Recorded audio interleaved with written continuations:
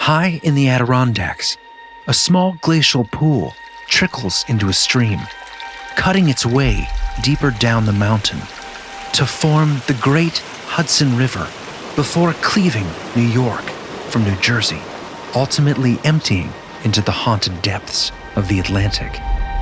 But just 100 miles beyond the bay, carved by the river's ancient flow, is the Hudson Canyon, a craggy, cavernous gash plunging to depths of 10,000 feet into the darkness of the sea. What might be hiding there beneath the surface? Join us on this episode of Belief Hole as we explore unsettling encounters with UFOs along the Hudson and strange craft that drift silent in the air above its waves, terrorizing the lands along its shore before slipping silently back into the dark clutches of the Hudson Canyon.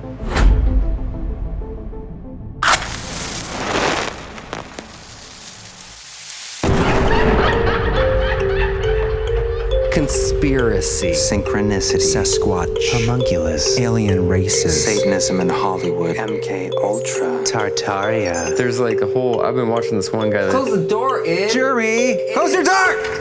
What's the Inner Earth Disagreements. Ghost Dad? I like that movie. Dogman, Bohemian Grove, Magicians Are Demons, Specters and Spirit Summonings, Paralysis, Strange Disappearances, Sky Whale Phenomenon, Alternative History, Shadow People. Shh, quiet, I'm trying to say words with the mouth. It's getting dicey out there. Poltergeists. That's cool. Anunnaki. What is the moon?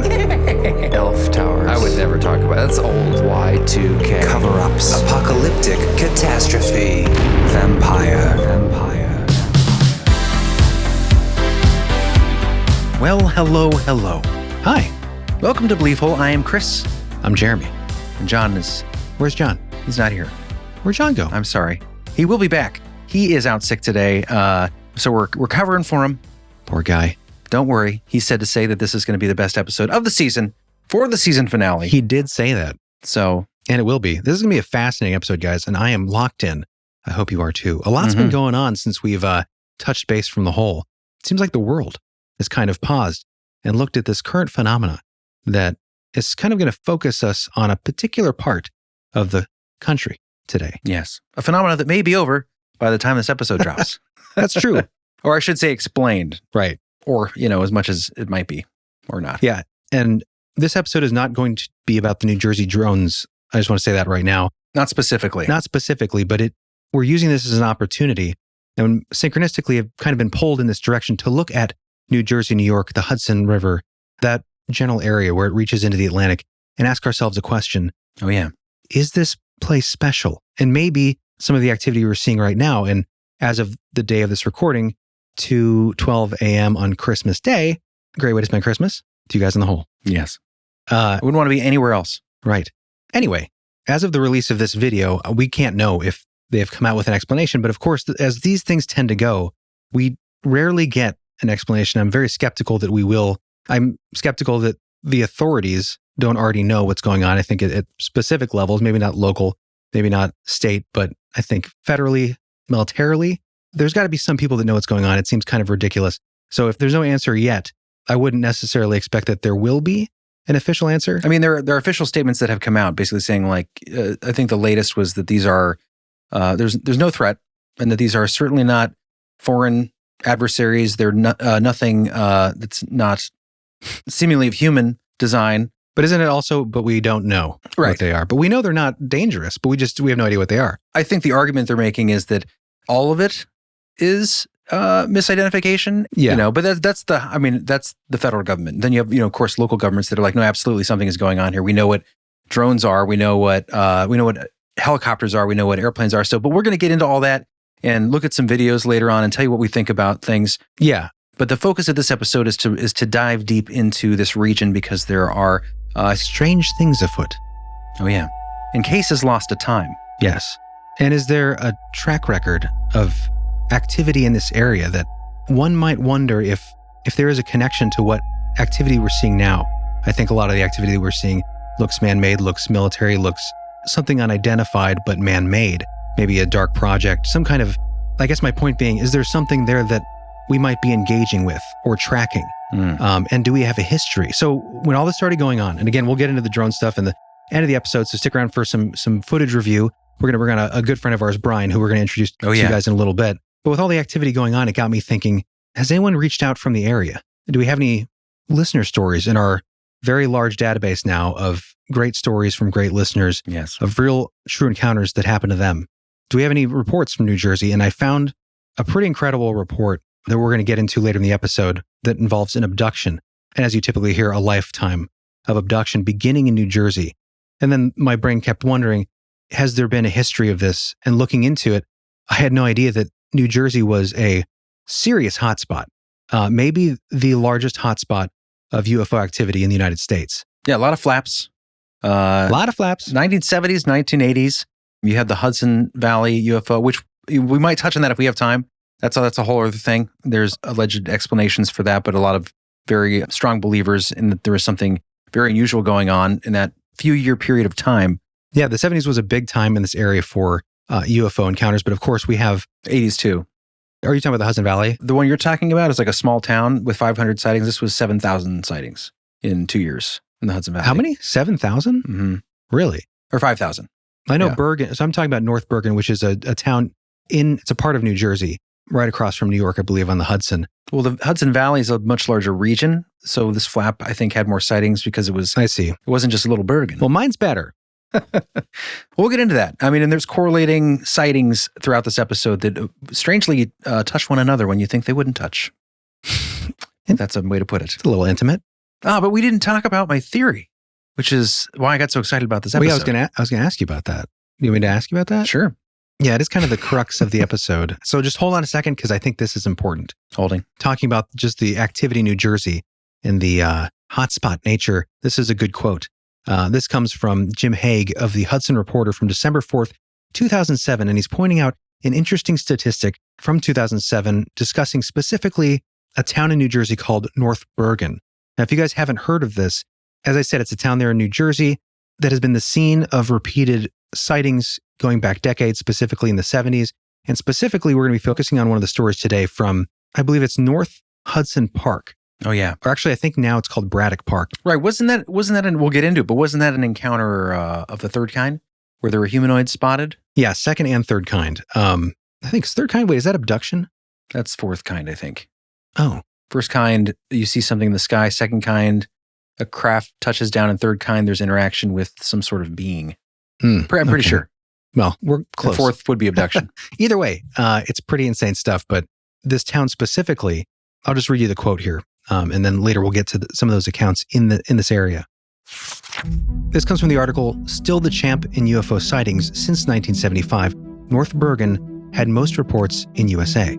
Quote, the North Bergen sightings have been documented and reported to several agencies, including the National UFO Reporting Center in Seattle and the Center for UFO Studies in Chicago. Since 2 people reported a major sighting to federal authorities back in 1975, which we'll be discussing, there have been a total of 775 sightings or incidents involving North Bergen residents, easily the highest total of reported incidents in the United States, according to Mark Soderstrom of the National UFO Reporting Center in Seattle. In the last 32 years, the reports far exceeded those of the more famous location of Roswell, New Mexico, or other popular UFO sighting spots like Hudson Valley, New York, and Gulf Breeze, Florida, places that have had at least 500 sightings over the years. Yeah. So there you go, Chris. That even references the Hudson Valley. Right. I think because it is such a smaller area. Mm-hmm. It's interesting, too, because it says since 1975, but this was written in 2007. So you got to wonder how many reports have come since then. Right. And I'm sure lately with all the crazy drone stuff, whatever's going on, then there's a lot more reports coming in, valid or not. Yeah. But it is also interesting to me because this is a case that was pretty huge. You're talking about the Stonehenge apartments? Yeah, I think that what was going on there was pretty well known at the time. And it's so interesting how things like that, even as phenomenal as they are, fade over time and just drop into the background of history. People just forget about it. It's fascinating too, because some of the stuff doesn't come out until later, so you don't necessarily see where things link up until after. Yeah. Like for instance, we're going to play a clip later of John Lennon, actually, who had a UFO sighting over the Hudson River. Interestingly, this was just several months, seemingly in the exact location as the sighting by George Obraski. I think it's Obraski. And that was in the park. That's the park setting? That's in the park in front of the Stonehenge apartments that we're getting to shortly. And correct me if I'm wrong, Jer, but isn't that also very close to where our listener had his experience? Didn't you say it's close mileage-wise to the park? I think his first initiating encounter, an abduction, but they're in New Jersey. And of course, this points to the other interesting accounts we found that goes back through the decades and back into the 1900s, running into some colonial settler type frontier abduction. Yes. Maybe not abduction. Maybe not frontier. Maybe not abduction. Maybe not frontier. But it's old and there are strange things. Things in the sky in the area. So some really unique, interesting stories coming up, but I think all pointing to what is going on here in New Jersey, New York, along the Atlantic Ocean. Is there something about this area, as we kind of mentioned earlier?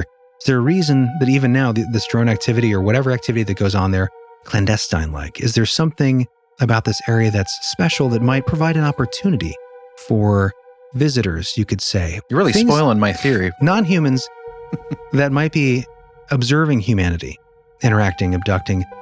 Well, you developed a theory. Yes.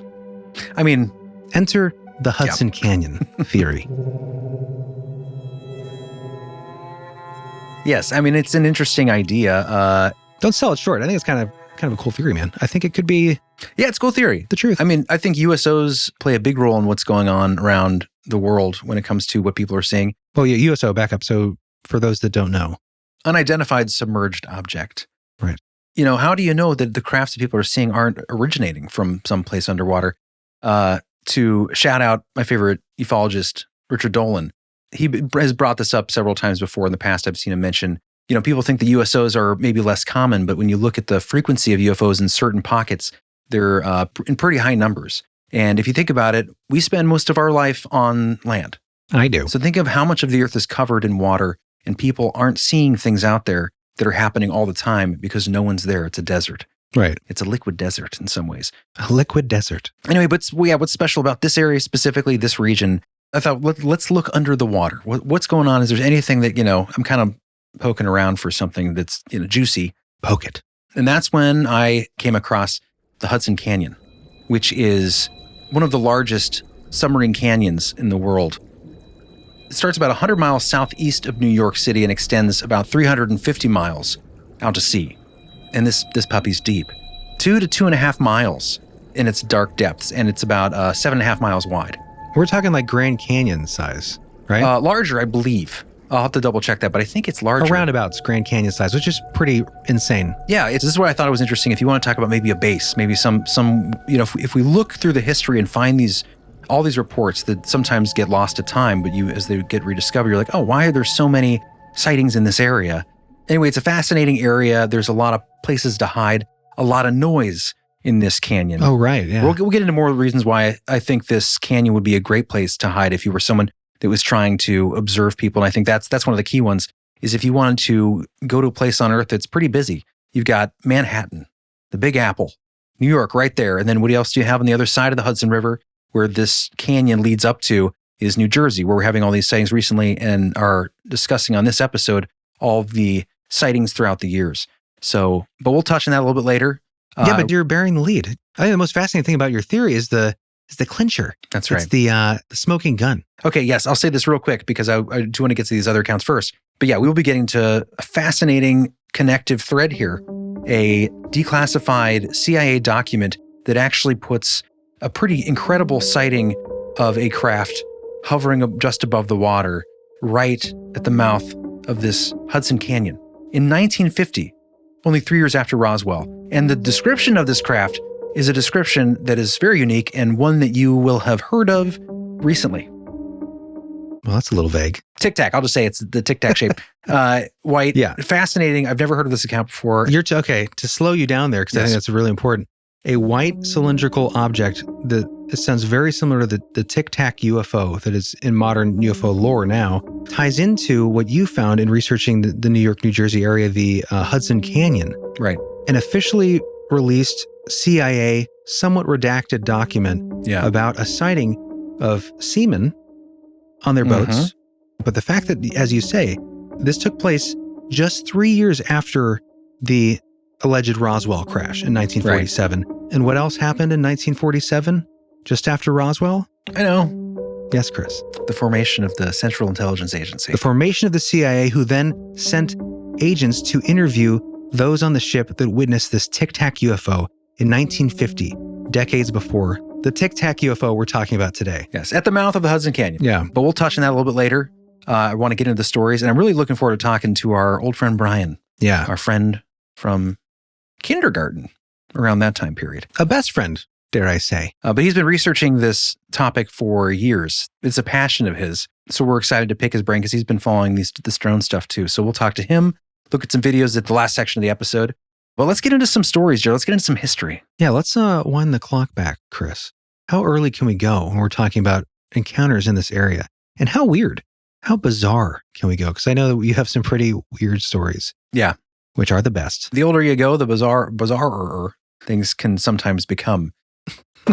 There's a great resource for some of these accounts by a lady of the name Cheryl Costa. Sounds familiar. I don't know if I've come across her stuff before, but she's been researching UFOs since she was very young, and she had her own sighting that spurred it. But she writes these articles with some really hard to find information about sightings in New York and the Hudson Valley area and New Jersey. And she's got some old ones. Awesome. Well, let's get into our time machine. Let's do it. Let's hear the first story, Chris. Where are we going? Where are we going? And when? That's the better question. We're going to be going to, I should have looked up how to say this. Schoharie? Schoharie. Pretty sure it's not Schoharie. New York, Schoharie County, Schoharie. I'm sorry, New Yorkers. I don't live there. Robot lady? It's fun to hear you get it wrong, though. Chris, it's pronounced Schoharie County. You will continue to get it wrong throughout the episode. Okay. But that's where we're going, and the year is 1790. Nice. So we're going to have a fun encounter. We're going to have an interesting encounter together as friends. What do you call this? Have you titled it? This is her title from her article. Okay. A Colonial UFO Sighting. All right, let's play it up. It was a clear summer evening in 1790. A settler in New York's Schoharie County was sitting on the porch of his dwelling playing his fiddle. Around 9 p.m., a bright shining light appeared in the northern sky with a great roar.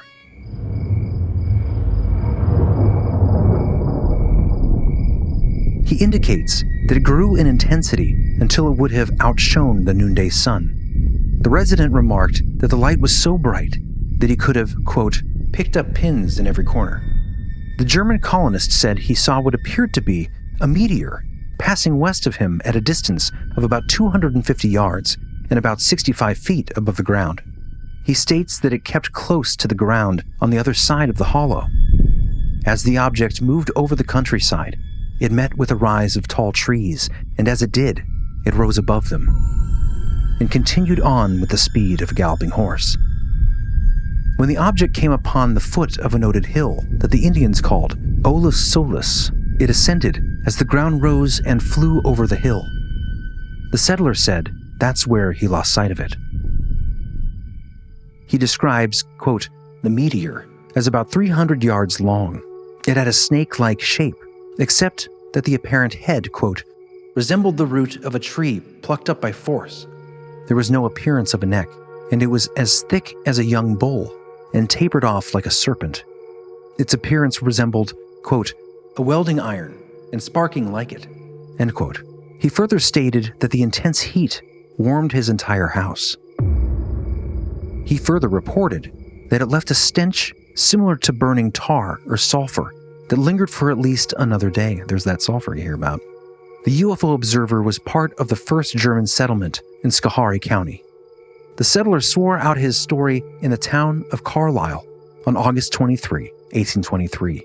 The account was in the records of the Historical and Philosophical Society of the State of New York. Well, that's weird. Why? I mean, besides the obvious. Why? Well, I think it's interesting, this kind of snake-like description. Yeah, I mean, that doesn't seem too far off for me from like a cylindrical type object. But yeah, I get Right. the tapering at the end.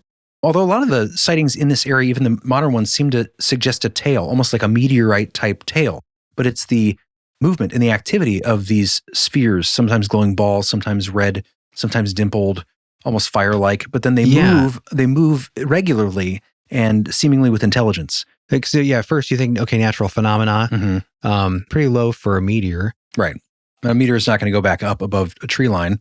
Right. Maybe some kind of, I don't know, Ball lightning? ball lightning in an elongated snake, like with a graboid head, I guess. What was that? Like, it said it was Like a tree root pulled a up. tree root pulled up for like at the head of it, which I guess could be that whatever propulsion or energetic interactivity it has. I do think that it is interesting, and it does correlate with a lot of sightings that I've read in this area specifically of these ships or entities or whatever in the sky that people often described as seeming like energy or energy based, like plasmic, undulating plasma, all, white burning light, fireballs. So that's not far off from a lot of the descriptions we hear. It's obviously something anomalous in the sky. And a very early account of someone trying to report what they saw in the language of 1790. Yeah, I don't know what to make of this one. I feel like, could it be some natural phenomenon? Of course it could be. Ball lightning, I believe there's heat that comes off of that. I could be wrong about that, actually. I have no idea. I'm just saying that. But I imagine it's electricity, so maybe there's heat involved. I'm not sure. But you can see even that sometimes ball lightning appears to have a sort of awareness or consciousness because it moves erratically. Yeah. I'm not saying that's what this was. And it seems, obviously, it was 300 how yards. 300 yards. Well, it warmed his entire house. Yeah. And lit up the area like it was daytime. Right. Well, let's move on. I appreciated his fiddling. And we did. Thank you, fiddler. Yes. What a way to spend an evening on the porch with a fiddle. But let's move on to some more 19th century accounts real quickly, just to get an overview. And we're going to move forward into the future. Let's do it. With one of our listeners and some pretty famous cases. But I would just want to touch on a few more from the 19th century. And this, again, comes from Cheryl Costa, and it's a pretty good overview of some of the sightings in this area. This comes from her article, 19th Century UFOs in New York State. A month doesn't go by that someone contacts me and pronounces the UFOs are hogwash and simply some sort of mass hysteria or urban legend propagated since about the 1940s. These individuals usually go to great verbose lengths to assure me that UFO sightings are a recent occurrence over the past 70 years or so. But ever since I started writing this column, many people have come forward and shared their personal UFO account with me, and in some cases, those of deceased family members. What I find amazing is that some of these stories seem to be handed down generation after generation, like a family heirloom. For instance, on November 13th, 1833, a large luminous square object appeared over Niagara Falls. It's reported to have hovered there over an hour and was seen by people on the Canadian and American sides of the falls. When it eventually began to move, it said that it seemed to do an aerial tour of the city of Buffalo. In August of 1860, two great balls of fire were observed streaking across the evening sky by Albany, Hudson Valley, and New York City residents. The unique thing about this sighting was the commentary by period journalists that the objects appeared to be moving too slow to be meteors. In March of 1861, a woman in a notorious area of New York City called 5 Points observed what appeared to be a flaming cross in the sky at about midnight. A modern researcher has determined that a few blocks away was a huge city block-sized fire. The conclusion was that the appearance of a flaming cross was the reflection of the Great Fire on the hull of some form of airborne craft. That'd be crazy. A metal craft in the New York sky 42 years before Wright brothers flew their wood and fabric airplane in 1903. In April 1879, several New York and New Jersey astronomers observed a huge object hovering at about 100 miles above New York Harbor for over 24 hours. The size of the mothership-like object was estimated to have been about a mile in diameter. In April of 1880 in Cameron, New York, some rural school children, this is the one I really like, came upon some tiny men next to a bridge over a creek that they had to cross to their way to their country schoolhouse. The children said that the tiny men had shiny, tight clothing and had long, spindly fingers. The sight of the creatures frightened the children enough to run back to their farm homes. Finally, on July 3rd, 1884, a large, high-altitude sphere-shaped object was seen by many residents of Norwood, New York, in the St. Lawrence region of New York. The object was described as being a sphere with a ring around its midsection. Sounds kind of familiar. Many said it looked Saturn-shaped. A lot to chew on. Okay, so many things Yeah. in that. Yeah. I just want to say, man, it's so striking. Connections. Yeah, the connections. These are stories like the one specifically in April of 1880 in Cameron, New York, where those children come across the Men in shiny suits with spindly fingers. yes, the men in tiny suits, the tiny men in shiny suits. It's just so crazy because, of course, you hear that all the time. A lot of the accounts we've covered, and specifically in this episode covering New Jersey accounts, that's from 1880. Yeah. Not trying to find these connections, just bringing in stories for this episode. How many stories do we see that just randomly have these silver, gray, tight-fitting suits, some kind of suit? Mm-hmm. As we get to, you'll hear, and keep your ears open for this, guys. But our witness, who had his experience in the 60s and 70s, in one instance, he quotes, I believe his sister woke up and saw the beings in their home at the time, and they had on, quote, one-piece grayish suits and looked like they left wet footprints and went into the bedroom. One-piece grayish suits. You have the tiny men, or children-sized, you could say, on the bridge wearing, what was it, tight-fitting suits? Near the bridge. In 1880? Tiny men that had shiny, tight clothing. Right. And then as we'll get to the George Obarski case coming up from the Stonehenge Apartments in New Jersey in 1974 or 5. And he says, quote, they looked like kids in snowsuits. So it's just odd. You know, these accounts are all coming from a time pre-internet, you had like flying saucer mania, of course, in like the 60s, maybe some in the 50s. You say there were like people that were aware of this, but to have it going back to 1880. Yeah, that's what I think is fun and interesting. Yeah. That connection there. But yeah, I just wanted to run down some of these older accounts, and thanks to her research there. We'll have those links in the show notes to her articles. Yeah, you could dig into some of those accounts even more deeply. Yeah. Some of those historical accounts are really fascinating. You know what I like to dig into deeply? Oh yes, my Miracle Made sheets. Oh, man. See what I did? This episode brought to you by Miracle Made Sheets. If any of you listening out there are human, like I am, then you know what it is to appreciate a good night's sleep. And you also might know what it is to endure the discomfort of getting too hot or too cold in the middle of the night. And in such cases, we always recommend Miracle Made bed sheets. And if you haven't heard by now, these sheets are infused with silver fabrics, which means not only do they keep 99.7% of bacteria growth out of your bed, with that silver, they might even ward off unwanted paranormal activity. Oh, man. And of course, my favorite aspect is just how comfortable they are. Silky and smooth and cool as can be. They will offer you sleep as deep as the bottom of the Hudson Canyon. You knew I was going there, and I did. So to recap, temperature regulating, self-cleaning, super comfy, and designed for your skin. So go to trymiracle.com/beliefhole to try Miracle Made sheets today. And they're so confident in their product. It's backed by a 30-day money-back guarantee. So if you're not 100% satisfied, you get a full refund. Pretty neat. So upgrade your sleep with Miracle Made. Go to trymiracle.com/beliefhole and use the code BELIEFHOLE to claim that free 3-piece towel set and save that 40% off. Again, that's trymiracle.com/beliefhole to treat yourself. And thanks, Miracle Made, for sponsoring this episode. All right, Chris, well, let's fast forward a little bit in our timeline here. All right. A decent amount. Let's go to the 1960s and 70s. And our listener who wrote in with his account, John Lennon. not John Lennon. Oh. This is a different fella with a very fascinating account. But yeah, speaking of John Lennon, why don't we jump to that? Because this will kind of get us into this decade, the 70s, when we were having these different flaps in the area. I guess this account technically takes place just across the Hudson, which apparently is a ET waterway. Right, Chris? Is that part of your theory? Submarine extraterrestrial highway. Some of it, yeah. Potentially. Because it is, of course, it's shallower at points, but I think at the mouth of the Hudson Bay or the North Bay, or I need to brush up on my bays. When the Atlantic hits the Hudson River, as it goes into the river a little bit, it's, I think, depths of 300 feet. Yeah.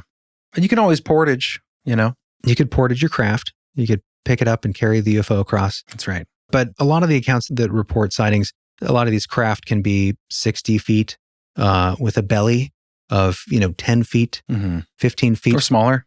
Or smaller, the probes, Right. or the spherical entities, maybe, whatever these things are flying around. Yeah. Not totally improbable to hide there. Anyways, on this river, John Lennon sees something. And it affects him so much that he actually records it. We'll have an image in the show notes. And if you're watching on YouTube, I'll throw up this image. On his album, he just writes down a little nod to his sighting. What'd it say? Well, I'll tell you, Chris. So this was inscribed on the back cover of his 1974 album, Walls and Bridges. He says, quote, on the 23rd of August, 1974, at 9 o'clock, I saw a UFO. Signed, J.L. Not a lot of description there, John.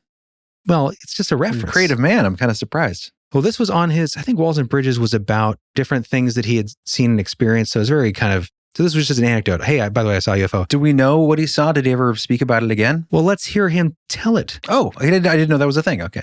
This comes from a documentary, some sort of magazine documentary. And again, this interview, this is much later. So some of the accounts that we have in the same area at the same time, like the Stonehenge Apartments one we're going to get to from Bud Hopkins in a little bit, there wasn't an awareness that John Lennon, famous musician, had this encounter in the same spot 4 months previous. Right. So here, let's play this piece of him being interviewed about it. Over here, Oh, we get to see him. up there, I saw a UFO, and it went down the river, That's John Lennon. turned right at the United Thanks. Nations, turned left, and then down the river. It wasn't a helicopter, it wasn't a balloon, and it was so near. And you look what sort of round, Just- white, just like- luminescent, and silent. Silent, and it looked dark, Silent. like black or grey in the middle, and had white lights, just looked like light bulbs, you know? Just going off, on, off, on, off, on, blink, blink, blink, blink, round the bottom, and on top was a red light. There you go. Oh, wow. That's brief, but fascinating. Yeah, silent. Yeah. We hear that so often too. You have a craft going over the Hudson River. Totally silent. Did it go under the bridge? In my mind, it did. Okay. I thought maybe in my mind I made it do That that sounds like it would look really cool if it went Yeah. under the bridge. But I didn't realize how much John Lennon reminds me of Uncle John. Uncle John. Who I have a picture here, So much like Uncle John. actually. So I always have on my desk. I don't know if you can see. With you and your, are you wearing a onesie? No, I don't wear a onesie. Well, you were a child. This You is could. Christmas, maybe? There's no way that you're going to be able to Focus that. show what Uncle John looks like in that in that picture you're holding up to the camera. See if I can zoom. We'll superimpose. I guess we can always do that. Oh, that's my eyes. Your eyes look great. Oh, though. there's glare. Oh, okay, I'm horrible. I used to be a photographer. Okay, experiments great over. addition, Chris. Yeah, sorry. Yes. Uncle John is great, though. But yeah, no, really, really interesting account. To me, it's always interesting too when it's someone that, a lot of people are familiar with. Yeah. Celebrities. If only someone else was there. I hate when people have these accounts they just can't. Oh, you know what? We got one. Let's corroborate that account. This comes from. Yoko Ono? No, this comes from someone named. Oh, I thought I had her name here, like Mei Ling, something to that effect. I guess she was in a relationship with John Lennon. I don't know if this was after Yoko. I She don't know. was? I think she was, but I don't know the John Lennon lore really. So, Yes. but let's play this little piece of corroboration. And by the way, I didn't mean that. If you haven't corroborated your account, it doesn't mean Right. that I don't like that. Obviously, not everyone. You can't do that all the time. These things just happen. They seek out those who are alone. All right, here we go. All I hear is John yelling out to me going, May, come out here. And I'm going, I don't pay attention. And he's going, a second later, he's going, now, May, get out here. Now I hear the urgency and I run out. Right. And I said, what are you? And I stop mid-sentence and I see this thing hanging over our heads. And I'm going, oh my God. He goes, yep, you're seeing what I'm seeing. I could hear no noise from this thing above our heads. Right. I could hear the cars below me in the streets. I could hear the helicopter across the river because we live right near the East River. You were the East I could River. hear everything else. Nothing that was directly over our heads. And it was complete saucer-like with white lights going on and off around the rim and one red light. And I could see underneath the heat waves. When it's really hot and you see those okay. waves like on the Okay. road. Sure. I could see all that Interesting. underneath this thing. And I'm like, oh my God. And I always used to say at the time, I would say, if Reggie Jackson could hit a home run, he could hit this thing. I like that little anecdote at the end. Yeah. It makes it seem a little more realistic when you have a little tasty nugget like that. Yeah, that comes from Evan Toth's YouTube channel. We'll link that in the show notes. Very cool. I thought John Lennon said the Hudson, but maybe it was the East River, which would be just, I think, parallel to the Hudson. Let's find out. Are you mapping it? The East River. Oh, you can look at the map, Chris. Oh, that's what I'm looking at. We're not from the area. East River, where are you? Oh, it's right there. Okay, yeah, it's just to the east That's, of the yeah, Hudson. That makes sense. hence the name. Fascinating. Yeah. So it is connected to the bay. Oh, yeah. The East River is just shoots off from that upper bay. But again, it's a spaceship that can fly fast. So it doesn't really matter. To me, I think if it's in the general area and the general time, Yeah. these things can move around. I think that what's interesting is the corroboration of the description of the crafts and the activity. Interesting. I didn't know John Lennon had experience. We've covered other musicians in The Expansion before. Yeah, I don't know how he missed that one, especially since it's recorded. Oh, there's a lot out there. Well, speaking of rivers and water, Chris, I have to go to the bathroom. All right. Want to take a quick break? Yeah, it seems like a good spot for it. Is that weird that I said that? What do we have coming up, Jer? Oh, when we get back from the break, we're finally going to be diving into the Stonehenge Apartments UFO. That's going to be a fascinating little dive into the activity there. You have a direct witness seeing a craft landing, creatures coming out, a corroborative witness. Right in the city, right? Yeah.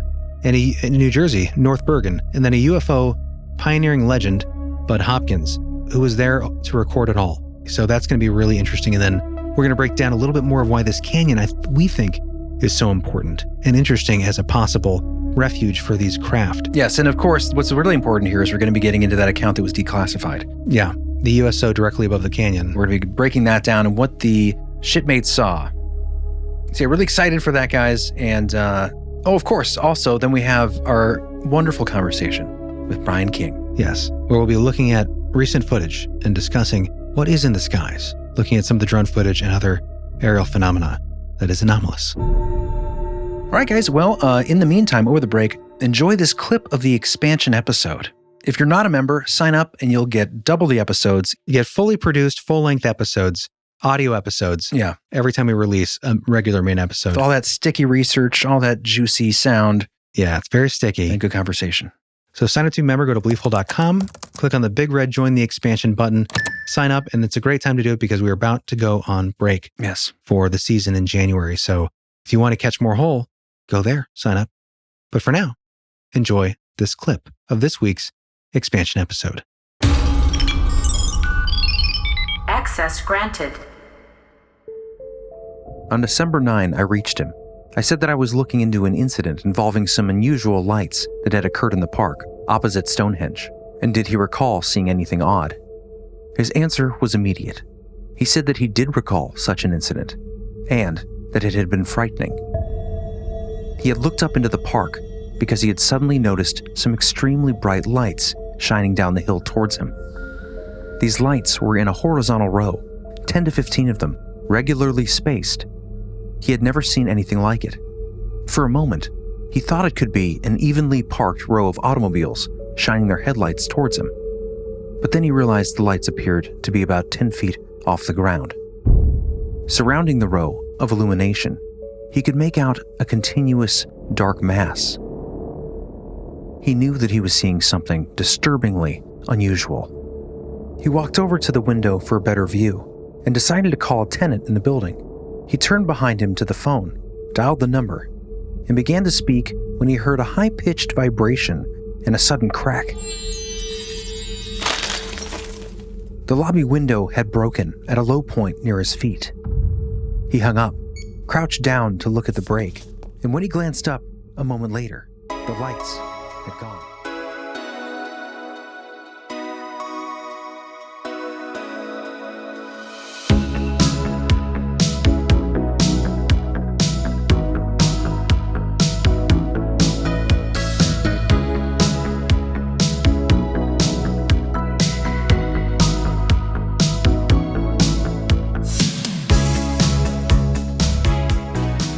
All right, my friends, welcome back from the break. You are back with us in the hole.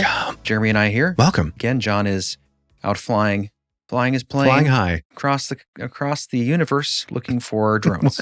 What is he doing? I don't know. He's not feeling well, but he will return. But in the meantime, you have us. It's going to be just fine, though. Don't worry. We don't want you to worry. But yes, we hope you enjoyed that clip from the expansion. Real quick, Jared, before we get into the rest of these accounts, what are we covering in the expansion? Yeah, well, I realized over the break that some of the stuff I wanted to get to in the main episode, specifically the Stonehenge Apartments landing of a craft, the encounters at the Stonehenge Apartments, North Bergen, New Jersey. Oh, yeah. Stories that I love. To really do them justice and do a deep dive and read some of Bud Hopkins' original investigation and do it in cinematic storytelling style. We're not going to have time in the rest of this episode, so it's going to be in the expansion, guys, so check that out because we want to make time for the other stories we have here, especially a really great listener story that we have of a very affecting abduction encounter in this region. And then, of course, we want to have time to talk to Bryan about some of the drone sightings that have been going on and just the general UFO, UAP shenanigans. Oh, yeah. So we're going to have the North Bergen accounts and more of diving into New Jersey in general and some of the encounters there in the expansion. And I want to get to some of the Hudson Valley stuff, the Hudson Valley flap in the 80s. Really fascinating, and it ties right in. So it just makes sense to do that in the expansion as well. So Yeah. And before we move on, though, I do want to give you guys a taste. This is a clip I came across when I was just Googling when I first heard about the New Jersey, some of the history there after finding our listener story and getting interested in what might be going on. And I just came across this clip from the Joe Rogan Experience. Of course, that would come up high because he's a pretty popular YouTuber, podcaster. So he had Joey Diaz on a while ago. I forget the date. It'll be on screen here. all right, talking about the North Bergen sightings. Yeah, he gave a pretty entertaining kind of breakdown of specifically the one we're going to go in deep into in the expansion. One of the ones we'll go into in the expansion. But just for like a little taster that kind of got me more excited about it, I would like to share with you. So this is Joey Diaz on the Joe Rogan Experience. Play it up. What people don't know is that Hudson County, New Jersey, northern New Jersey is the #1 place in the country where they have the most UFO sightings. That's what I'm saying. Really? Northern New Jersey. Look it up, Jamie, if you get a minute, please. But isn't that like near a couple airports? No, it's closer to like you know, like when you live in New York City and you look at the Hudson River. Mm-hmm. They say that people go on their balcony, they're drinking coffee, they're talking on the phone, and they'll see a little flying saucer go by. Really? And I know for a fact that in 1975 and 1976, you could check me out on this. A UFO landed in Hudson County Park. I was a kid, and the next day the feds locked off the park. They had yellow tape. They had samples. Go look it up, dog. North Bergen is where I'm from. That's called, I forget what it's called, but it was so... The Stonehenge. It's a circular building. Stonehenge. I have a couple friends that lived there. People that lived in that building have seen UFOs for years. There's a liquor store, and the liquor store guy says he's seen the lights. Mm-hmm. You heard like the organ music, like they play. Ooh. They landed. A couple Martians got out and took samples and got back in the thing and took off. There's a History Channel special about it. Witnesses, you know, it's not just one guy that says, "I know UFO." It's people who got knocked on the door and said, did you see anything at 11:10 at night? And they said, you know what? There were lights flashing outside. They contacted police departments to see if there was any. They went full. Then the FBI came in, circled the park, closed. It was by the Little League field in Hudson County. You'd think it was Area 51. You'd think it was close to northern Las Vegas. The #1 place to see UFOs is northern New Jersey. They even made a reference to it in The Sopranos. When he said something, he goes, "What are you talking about? Last week you said you seen a UFO in Hackensack." Because that's where they're at. Hackensack, Moonachie. But yeah, for you UFO motherfuckers, look into northern New Jersey. That's the fucking motherload of them. That's funny. Yeah. So this is... I like when Joey Diaz gets passionate about things because it gets me excited. I think he's usually pretty passionate about things. He's a passionate guy. But yeah, that kind of piqued my interest just because he was so certain and because he's a local witness. At least at the time, 1976, he was a kid there, which I didn't know. That's pretty awesome. At least to see the response by federal agents. And that'll come up in the story. We have the original reporting. I had to use speech recognition software to collect the text from the original Village Voice newspaper of Bud Hopkins reporting, which is a really good write-up of what happened. So we're going to be covering that in the expansion. Diving deep. But I want to show you guys this. This is a map. So we're about to get into this fascinating listener submission, an abduction experience from Daniel. Yeah, starting in New Jersey, right? Starting in New Jersey. And I think he didn't give the exact year, but doing the math, I think it's about 1961. And then on later into 73, 75, 1990, and 90. And you know, we hear a lot of these stories and they do tend to follow people. So that's going to be a really interesting story to get into. That's coming up, but I just wanted to show you guys this map because as I was listening to maps, the encounter from John Lennon. So just so you guys see like what's going on here in New Jersey was just some of the stuff we've covered so far. And there's a lot more. And there's another flap in the 70s from Rockford. Is it Rockford, New Jersey? And Rochester? Pretty sure it's Rockford. Rockland, New Jersey. Oh, okay. Rockland. Yeah. Okay. A little north. But from what we've covered so far, it seems like whatever this is, if they're the same technology entity, they love this area. Let me just zoom in here and show you a little. So you remember John Lennon? Oh, yeah. He was pointing up at the building where he was standing on the roof and had seen it. He was standing in front of what I believe was the Dakota, which is this old apartment building there in New York, just off of Central Park. Now, if we look at that location and then we zoom out where the Stonehenge apartments are in North Bergen that we were just hearing about was right on the edge of the James J. Braddock North Hudson Park. That is right across the river and it occurred just 4 months after John Lennon's experience. Smells like a flap. I mean, there's something going on right here. If you remember, John Lennon says he looked up and he saw this UFO flying down the river. Flying down the river and then turning right at the United Nations. So John Lennon is here off Central Park. The United Nations is south here. So if the UFO is flying and making a right to go over Manhattan, like he said, it's most likely, I think, that he was talking about the East River, coming down the East River, hitting the United Nations, flying across Manhattan, over toward the Hudson, and then left down the Hudson River. That's so crazy. And Manhattan, of course, if we go further down Manhattan, as the UFO might fly, right here towards the Brooklyn Bridge is right where the Manhattan abduction happened. Oh, crazy. An apartment complex right there. Yeah. And then if we continue south, just a little further down. Look at this. I'm loving this, Jeremy. Just a little further down. It's fun. Into the Upper Bay and cut west, just a hair, we get into Edison Park. There it is, Edison. Daniel's encounter in New Jersey happens to him when he's very young in his backyard in Edison, New Jersey. Anyways, you see this smorgasbord of UFO activity, abductions coming down the Hudson in a very small window of time, especially the John Lennon encounter with the Stonehenge apartment encounters. But if you zoom out a little bit in the map and you cut from Edison directly east, you shoot right across to the actual canyon. Oh, Hudson Canyon, yeah. Hudson Canyon. So maybe they hit our listener first and then started going up and down, like a smorgasbord. Exploring the area. It's a nice little, reminds you of like one of those African safaris that are in like upper New York. Like a backyard jungle experience, but you go, Sure. You follow like a trail and you get to see all the animals. They're doing that to us. That's what I'm trying to say. Interesting analogy, Chris. Thank you. But I think that should lead us in, I believe, to our listener's story. Yes, absolutely. And what a story. Okay, so Daniel sent in this pretty incredible series of experiences that he's had throughout his life, starting in the 1960s, as Jeremy said. It all began when he was living in New Jersey with a close encounter, pretty terrifying close encounter of the fourth kind. Once again, the story comes to us from Daniel. Hello. I understand you're researching abduction and the UFO subject. I am Daniel Cox. I'm 65 years old and have lived a life that most people cannot accept as real. I've never talked to anybody that researches these subjects, but I'm willing to talk with you about my experiences and wide-awake sightings. As young as 3 to 4 years old, I witnessed what most would call a gray alien in my parents' backyard, watching my father and myself from the bushes in our yard, while my father was repairing a clogged sewer line in the backyard of the home.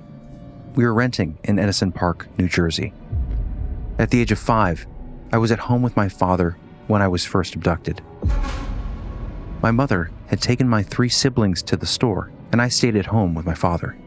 My father was in the Coast Guard at the time, teaching an electronics course, and he was busy correcting his students' work, sitting at a desk next to the living room in our home.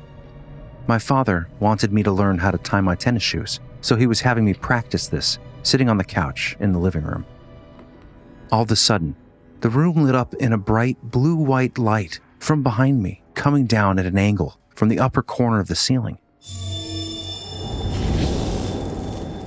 I turned to see a gray alien. I turned back and screamed. I was abducted right in front of my father, and he did not see it. I remember being pulled up. The next thing I remember was being dropped onto the floor back in the living room. My father was sitting at his desk with his arm raised with a pen in his hand, frozen still, as if time was stopped somehow. I ran toward him, screaming. The devil man! The devil man took me! He was just frozen, not moving at all. All of a sudden, he began to move, and I was screaming, and he was startled, and became annoyed, and he yelled at me. There are no devil men. Now go tie your shoes. This has been played out in my mind my entire life, trying to understand what the hell happened. Pretty terrifying. That is crazy. Yeah. Specifically that scene where the father is frozen in time, almost, where he's got his pen in the air while grading papers. Yeah. I mean, how often do you hear, obviously, of time manipulation or missing time? This is one of the first experiences I've heard, and giving Daniel the benefit of the doubt, one of the first experiences I've heard of what that would look like coming in from the outside, of seeing someone who was frozen in that way or may have experienced some missing time because they're putting people back in place, which is such a creepy concept. I've heard that in accounts before, but it's not something you hear often. Yeah. It's a very interesting, unique aspect. Yeah, and the light coming in from the corner of the room, the blue-white light. Yeah, and I have a point about that later. And the description he gives, the fact that he says the devil man. The devil man. Yeah, I do not like that. No, and it just disturbing. There's always the debate between, are these things benevolent, as like Stephen Greer. Ask Stephen Greer. Stephen Greer perspective, or are there's some dark inclinations where a lot of people, I feel like there's more conversation now. I feel like there's a lot of conversation, I would say, in ufology where there seems to be a discussion about more of a metaphysical, maybe bigger energies at play here than flesh and blood beings, more of a spiritual nature. Energetic type entities. But there's people that you talk to, that even politics behind the scenes, they're saying, like, I've heard some things. So I don't know. But I mean, it's clearly an open question because there's plenty of pretty horrifying experiences that seem very cold and that seem very unnecessarily cruel. And is that just a frigid nature of something that doesn't understand people? Yeah. Or is there some evil behind some of these? I think all the experience we're looking at here in New Jersey, specifically New York and the Hudson area, I think is neutral. Seems to be pretty neutral in general, but there is this cold aspect of it, especially with abductions, not necessarily malevolent, but not benevolent, not really with any concern for the abductee about how they feel in the moment, right? What happens to them. In most cases, then of course you have like the Kelly Cahill encounter we talked about in Australia, where it seemed evil.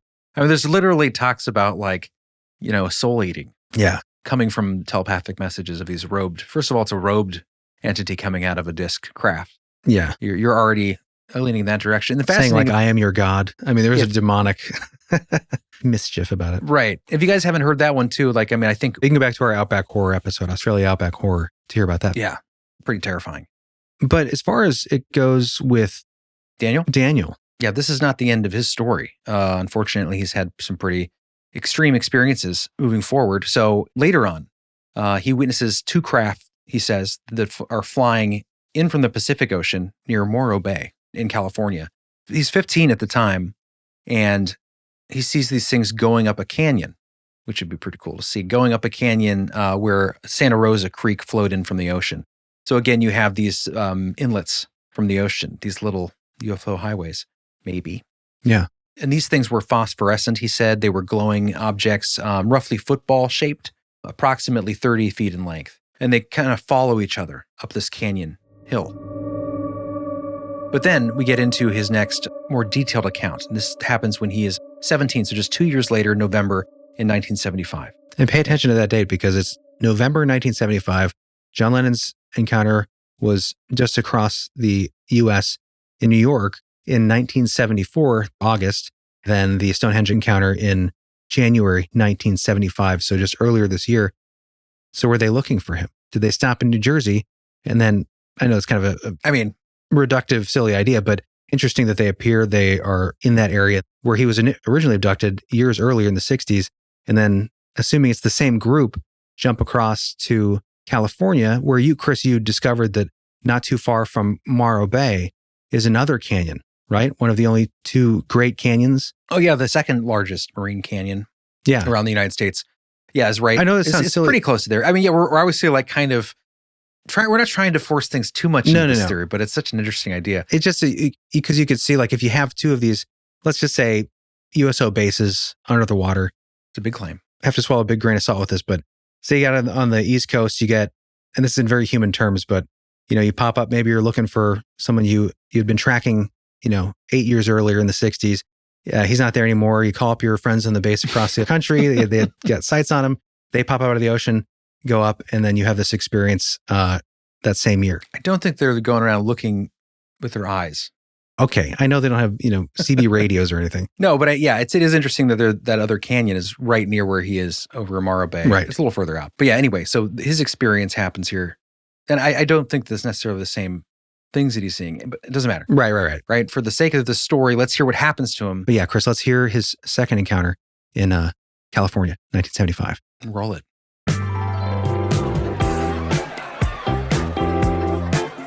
When I was 17 in November 1975, my brother and I went to a high school dance on a Friday night. After the dance was over at 11, my brother left me at the school and took his girlfriend home.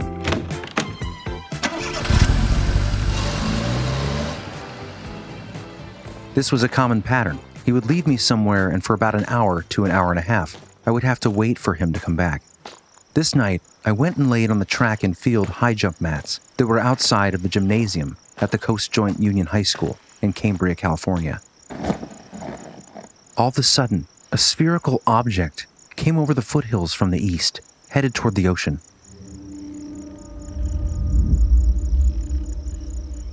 At first, it appeared to be as if a large spherical ball of flaming rock was slowly rolling through the sky.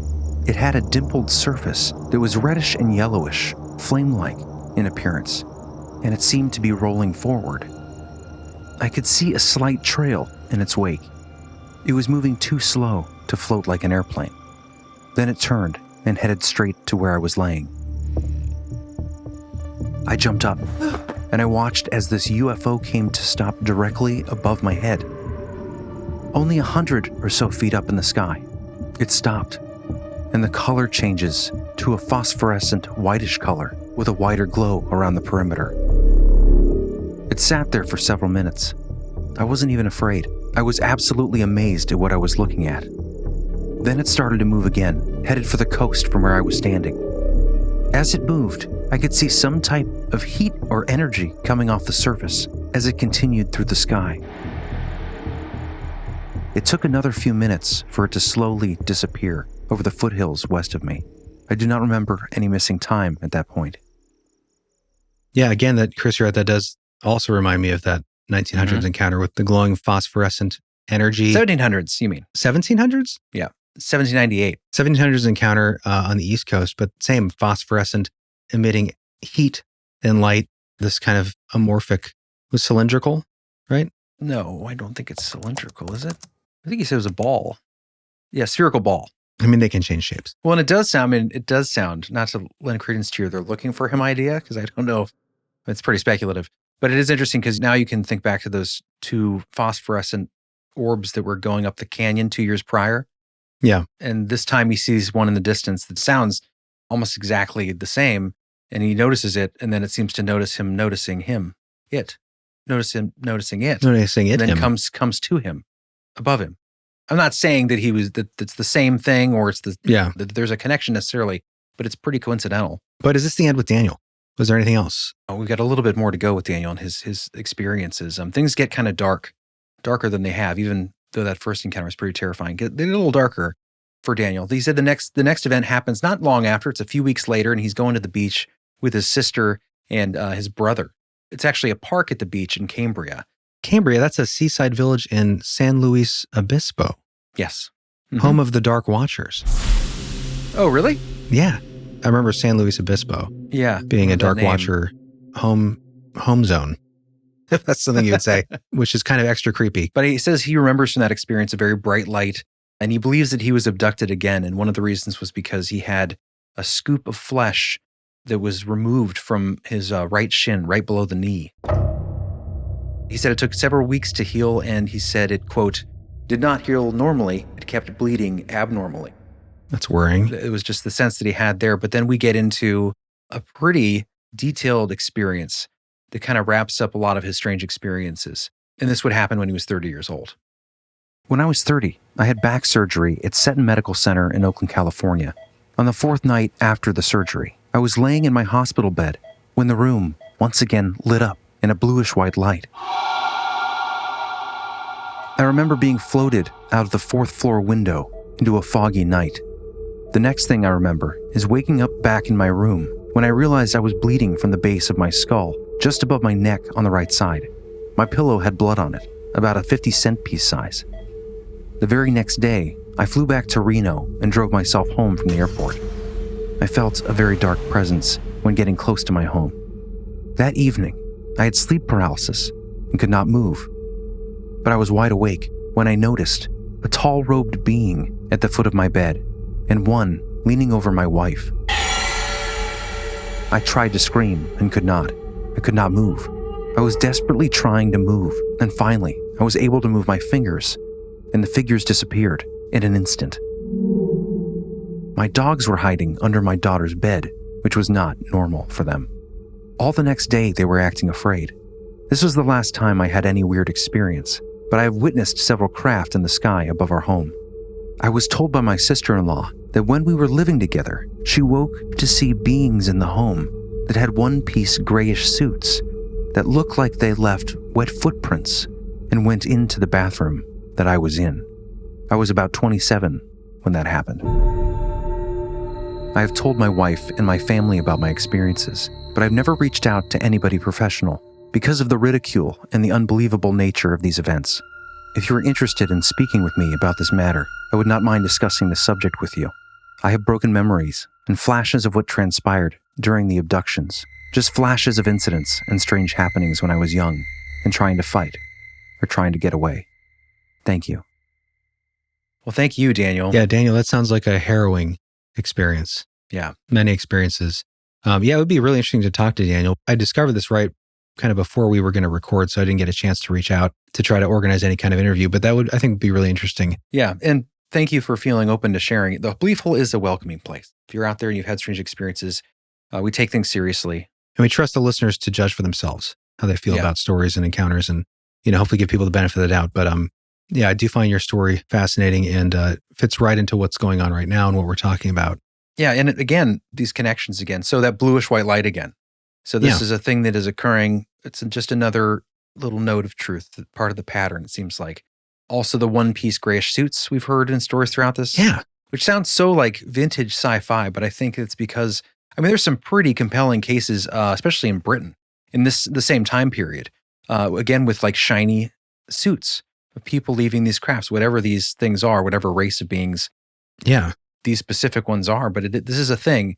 And again, I think it's more of life imitating art, or art imitating life rather, where, sci-fi comes along to be an outlet for people's experiences. Well, a lot of the pop culture stuff you see, like X-Files, was it Chris Carter?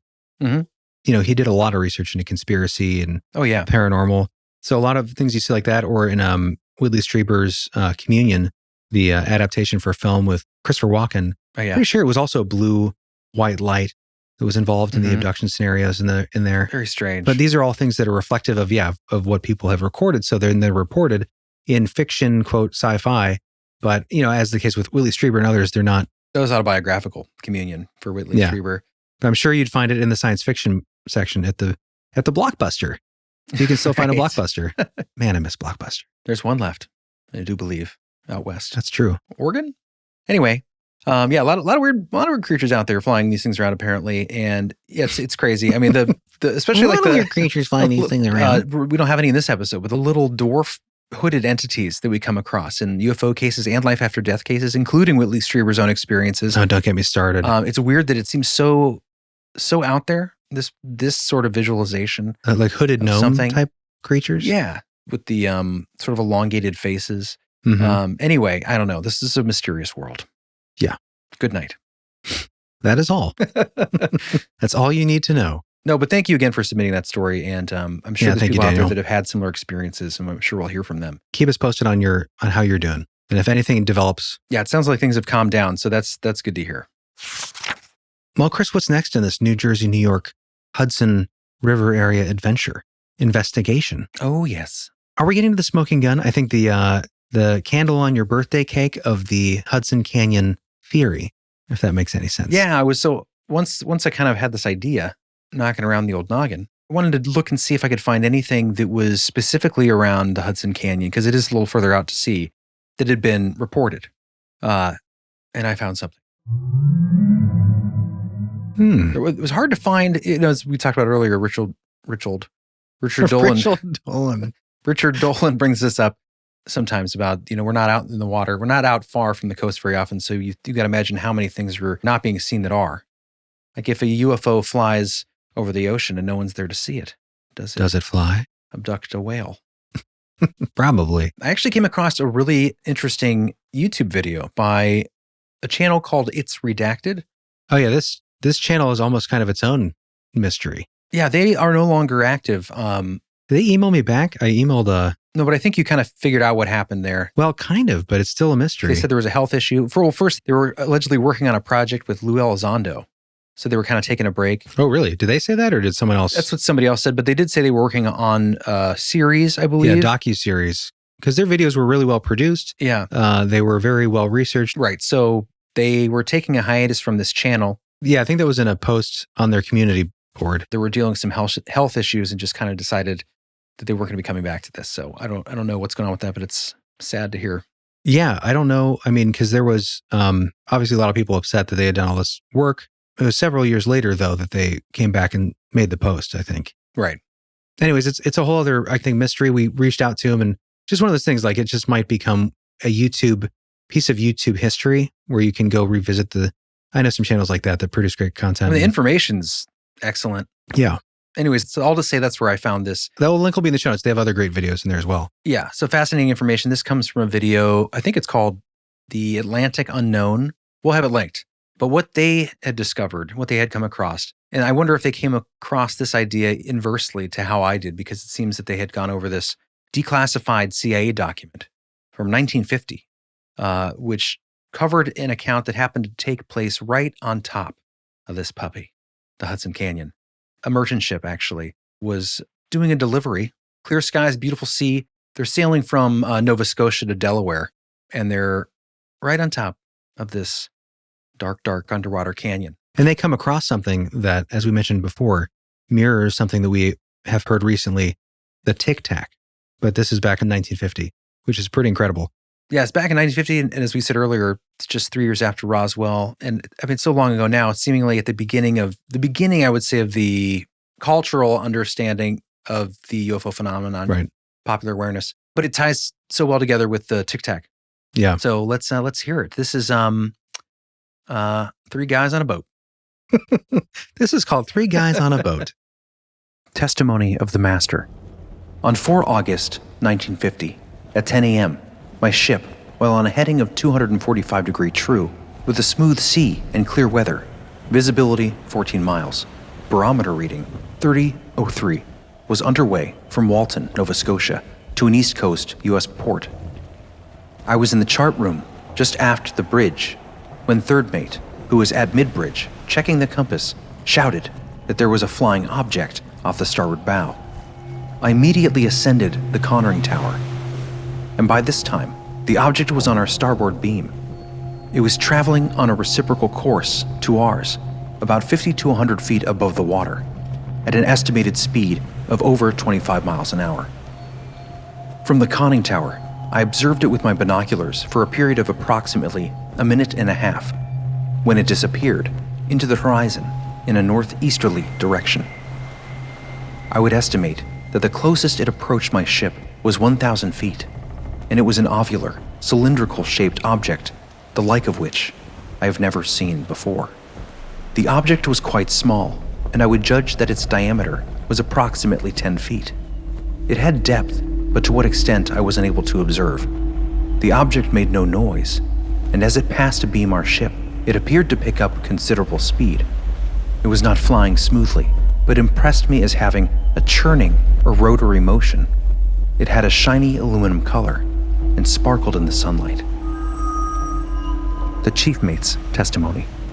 I was on the main deck, port side, just forward of the bridge, when the third mate shouted that there was an object on our starboard bow. Look here! I looked off to the starboard and saw an object of elliptical shape, looking like half an egg cut lengthwise, traveling at a great rate of speed, on a course reciprocal to our own. I immediately ran to the stern port side, and with my glasses, was able to observe the object disappearing into the horizon. From the time I was first alerted to its presence until it disappeared from sight, 15 seconds elapsed. I believed that it was traveling at a tremendous rate of speed, possibly faster than 500 miles an hour. During the time I saw it, it was approximately 70 feet off the water, and I judge it was approximately 10 miles away. I clearly saw its shadow on the water. I last observed it off the starboard quarter, and it seemed to be increasing its speed and ascending. It had an elliptical shape, and I could clearly see that it had 3 dimensions. It wobbled in the air, made no noise, and was metallic white in color. The length was approximately 6 times the breadth, and its belly had a depth of possibly 5 feet. So, some details there to zoom in on. Let's zoom. First of all, it's an aquatic encounter, like the Nimitz, that was the ship, right? With Tic Tac. Yeah, I believe so. Of course, that was on the West Coast, and that was half a century later. But that's what I think makes it so interesting is that some of the details, if you were listening, sound very similar to the Tic Tac. First of all, 2 of the shipmates said that it emerged from the water. And I know in the Tic Tac, technically, David Fravor said that he didn't see anything come out of the water, but this white Tic Tac object was hovering above the surface of the water, and underneath there was percolation as if there was something else underneath it. And the description itself of this thing, it made no noise. It's hovering just above the water. It's metallic white in color, white like the Tic Tac, which when that came out seemed very novel to me. Right. Pretty unique, I would say. Like a flying propane tank. Yeah. And there is one more officer. Is he an officer? He says a merchant ship, right? Oh, yeah, I'm sorry, not officer. Mate. Another mate. There you go. A matey. Another boy on the boat. A boat boy. But he's actually the third mate. He's actually the one that starts shouting, that gets everybody else to pay attention and see what's going on. He's actually looking through a porthole. But he also confirms that he sees the shadow clearly on the water from underneath this thing. He says it's elliptical as well, but he says not unlike a Japanese diamond box kite, which is like, if you've seen those, you probably have, maybe not aware you have. We'll have a picture on the screen, but they're those like rectangular kites with like 2 squares and then like poles in between them. So same sort of like elongated object, but he saw it as more of a square thing. He also confirmed no noise, was traveling at tremendous rate of speed. And when the CIA folks came aboard, talked to the captain actually the next day, they did the calculations based on where each crewman was and how long they each observed the object and determined that it was in fact going about 400 to 500 miles an hour. But yeah, interesting tidbit about them all kind of seeing a slightly different shape. And that can get into Jacques Vallée's work we've covered on the show before. Yeah. Depending on who's seeing something, it seems like things can change. And are there more to these things than nuts and bolts crafts or even organic organisms? Could there be some sort of, right, organic entity, maybe? This over-consciousness sort of trickster idea. Anyway, that's a whole other topic. John Keel. Yeah. No. Okay, so to clarify, the CIA intelligence officers there, it seems like they did meticulous work interviewing these guys, broke down their experiences. These guys were all careful observers, as the CIA officers attested to. Yeah, they have a note about that at the end of the document. And I'm not going to go into the third mate's account in detail. That will be in this document that we'll have posted. But I wanted to get the quote from the end of his statement because I think it's telling. He says, quote, "I have no idea what this object was. I never saw anything comparable to it before. And it was one of the most frightening experiences I've ever had." So that fear. Yeah, I can imagine being out on the water, this unknown, seemingly advanced piece of technology or entity. Yeah. Okay, so to do just a quick timeline, to pull this back to where we started this episode, we have the 1700s, encounters with something anomalous in the sky in the New Jersey, New York area. And then the 19th century sightings. You scroll a little forward, of course, we have the famous crash in Roswell in 1947. The CIA is created, maybe in response, the need to keep things secret, even though it's supposed to be, like you said, Chris, an outward-facing organization, international, not national. And then 3 years later, from Roswell, the CIA is investigating this sighting of this Tic Tac-like craft on top of the Hudson Canyon. Yeah. Where this Tic Tac-like thing was witnessed, interviewed these guys, and took them very seriously. On top of this canyon that you, Chris, are positing has a connection with why there's all these continuous flaps of sightings of similar type of craft. And then, moving forward to, of course, the 60s with our witness who was abducted, he believes, in New Jersey. Then just a little north from there, you have John Lennon's witnessing flying over the Hudson. 4 months later, over in New Jersey, North Bergen, you have the apartment UFO landing, and then multiple sightings there going on through the 80s, and more that we'll cover in the expansion. But this just, I don't know, it definitely points to something going on. Yeah. That leads us to today with the drones. They're not talking to us about what it is. Right. Obviously, I don't think that's ET, but is it connected in some way with the activity there? Yeah. And again, this is a interesting idea. I'm not claiming that this is absolutely what's going on, but I think there are interesting connections to make in a river of accounts around the Hudson. Absolutely. But I think to zoom out, an interesting thing to consider is that how much, we kind of touched on this earlier and probably will later with Bryan a little bit, but how little of the ocean that we've explored. 25%, less than 25% of the seabed has been mapped. And it's not even modern mapping technology. It's outdated. Only 5% of the volume of the ocean has been explored. It's crazy. And we know more about the surfaces of the moon and Mars than we do about what's in our oceans. Right. There's reasons, as we talked about earlier, why you might want to use the ocean is cover. Yeah. If you were an extraterrestrial. Well, specifically this canyon. Well, yes, go ahead. You've got some facts on that, right? So the Hudson Canyon, which of course you looked at first, Chris, as a possible explanation for this, a possible place to hide for some kind of race or species observing humans, whether they be non-human, submarine, inner Earth, who knows? But this Atlanteans? Atlanteans, there you go. Maybe. Mermaidians. But this location is pretty excellent for a number of reasons. And just to break it down real quick, of course, it's just outside of New York and New Jersey, very populated areas. But the canyon is so deep, it's about the size of the Grand Canyon, like we talked about. Right. But the walls are 4,000 feet high, but you have also all these crags and overhangs. Easy to dock a little ship or to hang out and hide like a little sky jellyfish that might come down underwater. Yeah. Also, you have crazy biodiversity in there. It's very noisy, very loud. So if you wanted to not be heard underwater. Yeah, exactly. That's a great point too. If you're observing things underwater, this is one of the locations that people go to study the acoustics of submarine life, because there is so much activity of the ship, all the shipping lanes going through here, of course, all the whales and everything. If you wanted to just like, pipe down a little bit and kind of fly under the radar, there's a lot of distraction sonically. Right. So it is a good place to hide in that regard, if anyone were to look, which I don't think anyone's looking. Plus, there's a lot of methane action going down there, a lot of methane pockets and stuff.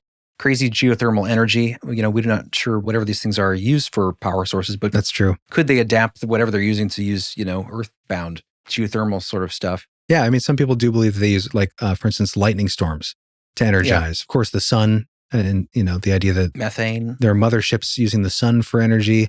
And then you see ships in the sky allegedly caught on camera sitting in the middle of thunderstorms. Methane geothermal, is that something also maybe connected naturally to an organic kind of entity or race? Yeah, there's a lot of reasons that makes this an interesting location. There's underwater currents up to 50 miles an hour. Get a free ride? Yeah, get a free ride. Harder for submarines to follow. Anyway, we're probably going on too long about this. I do want to get to this conversation with Bryan. Yeah, let's get Bryan in here. I think it's about time. Yes, let's welcome Bryan in. An old friend. Yes. A partner in the paranormal. Yes, indeed. Since 1990. All right, guys, we're finally inviting Bryan into the belief hole to pick his brain about some experience he's had and get his ideas about the current drone phenomenon going on and what it might point to. So, guys, without further ado, this is Bryan King. Welcome in our very special guest for today. Friend since the dawn of our time. 1990, roughly. A man. This is very confusing. Who was once a boy. What is happening? It's truthful. I'm just trying to set it up, saying this is a fella who has been looking into the same stuff we've been looking into pretty much his whole life. Maybe not professionally, but as an avid, I would say... Enthusiast. In fact, he is probably our oldest friend who was right alongside us looking into this stuff as children. He was a fella who was taking paranormal research books from the fiction section and putting them correctly into the nonfiction section, along with us at elementary school. So welcome, everybody. Warm welcome for my friend, Bryan King. Hello. Yeah. Hello, officially. There you go. Thank you for that introduction. Happy to help. Oh, it's our pleasure, Bryan. Definitely one of my favorite subjects. Yeah, we need your help. And also, I was excited to bring you on because you've had experiences, and some of our listeners will be familiar with some of your experiences that we've covered. But you have some yet undisclosed experiences that relate to this. So I'm excited to get into that as well. I'm happy to share. And it's odd timing. But I think it was, last week I messaged you and I said, do you remember me telling you about these things I was seeing in the sky? And I was able to scroll back through our messages and find that it was May of last year. So yeah, in my head, I was like, okay, I was doing the drone thing before it was cool and seeing stuff, OG. But just with some of the descriptions of what people are saying, I've seen some things that look similar and are very difficult to explain. So yeah, I mean, you're right. I feel like there's been sort of an uptick in the past few years. You're talking about just UFOs in general? Or? Yeah, I mean, I think part of it too has to do with, there's people like us who look at the sky a lot. And then there's people I think who after the kind of at least disclosure about programs that have been going on clandestinely for several years. Was it 2018? We had the New York Times publish the article after George Knapp's continuous research on this stuff. But we learned about ATIP. We learned about all these programs that have been going on. We learned about the research connected to Skinwalker Ranch, and people started, I think, paying a little more attention. I think that's the first time we heard. Sorry, that's just so weird that you said that, because that's so true. I know. Most things I say are. Specifically talking about the recent drone activity in New Jersey, New York, now, spotting across the United States, including in Ohio. And I think we may have captured one of these anomalous drones. Yeah. We'll play a video later. Did you grab that? I can. I do have it somewhere. But it's just weird you say like people are looking up at the sky more because when things trend like this or become a phenomenon, people start looking up at the sky. And it's just so weird because in researching activity in New Jersey historically, because it's one of the largest hotspots in the United States. It might be the largest hotspots. I think I quoted something earlier in the episode that talked about the numbers of sightings in New Jersey, specifically in North Bergen, which is just across the Hudson River from New York. It was something like, in a certain amount of recorded time period, it was 753 sightings in this small area of New Jersey compared to Roswell, New Mexico and the surrounding area, 500. So it had like the most amount of sightings, which is just a bizarre thing to consider when you think about the lore of UFOs and UAPs. And just historically, we don't really think about that for New Jersey. But anyways. Did you mean Roswell or did you mean Area 51? Well, Roswell, whatever. I'll throw the thing on the screen now because I can't recall it exactly. But it was specifically in Roswell, New Mexico at the time had like 500 some sightings. Really? I was never aware of all the New Jersey stuff, at least historically. I didn't know that was a hot spot, really. I didn't either. Yeah, specifically in the 70s, big flap. In the 80s, you had the Hudson Valley UFO. It was a UFO flap, but it was from, I think, 82 to 83 or something, or 84. But the whole point was that I was reading this article from 1976, I believe. And in that article, it specifically was quoting someone who had witnessed this, someone who worked in military or intelligence or something. And he essentially said the same exact thing. He's like, it's interesting because after this first report in this area, everyone's just looking up at the sky more now. Yeah. So you're starting to get more and more sightings. So part of the phenomenon that's happening right now in New Jersey, and I'm going to play a clip that kind of summarizes for people that don't know, but you must be living under a rock if you don't, kind of what's been going on with the drones, quote unquote. What was I saying? Jeremy may have gone a little overboard on the cocktails last night getting ready for this episode, and I think his brain broke. But a great way to prevent that brain stutter that Jeremy's experiencing after a night of one too many's? Zbiotics. This episode is brought to you by Zbiotics. Yes! If you've experienced the dilemma of tying one too many on than you planned on doing, and didn't plan ahead for a soft landing in the morning, then you can relate. Luckily, there is an option now to make sure you land on both feet. And that solution is pre-alcohol. Zbiotics Pre-Alcohol Probiotic Drink is the world's first genetically engineered probiotic. It was invented by PhD scientists to tackle rough mornings after drinking, which can come in handy. Here's how it works. When you drink, alcohol gets converted into a toxic byproduct in the gut. It's this byproduct, not dehydration, that's to blame for your rough next day. Pre-alcohol produces an enzyme to break this byproduct down. Just remember to make pre-alcohol your first drink of the night. Drink responsibly, and you'll feel your best tomorrow. I was honestly pretty on the fence about pre-alcohol, but I had a batch to try, and I happened to be working late one night on an edit and had too many cocktails, as sometimes happens. But before I did, I made sure to give it a shot, literally. And the next day, not only did I wake up anxiety-free, I got a half-an-hour bike ride in on the towpath. So if you're out there and you're continuing to have a little extra fun during the holiday wrap-up, I definitely recommend giving them a shot. Pun intended. Go to zbiotics.com/beliefhole to learn more and get 15% off your first order when you use BeliefHole at checkout. Zbiotics is also backed with a 100% money-back guarantee, so if you're unsatisfied for any reason, they'll refund your money. No questions asked. So once again, head on over to zbiotics.com/beliefhole and use the code BeliefHole at checkout for 15% off. Hey guys, just wanted to take a quick second to give a shout out to a new podcast that I think you should definitely check out. Ah, yes, Chris. It's called Scared All the Time. And whatever you guys are into, whatever podcast you're digging at the moment, whether it's true crime, paranormal, horror, conspiracies, history, science, culture, monsters, that's everything. It covers the gamut.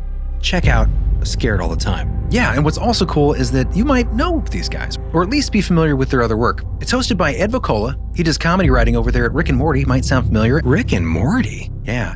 And Last Man on Earth. Great show. Great show. And the other host, Chris Kulari, writer and director of the thriller The Aviary.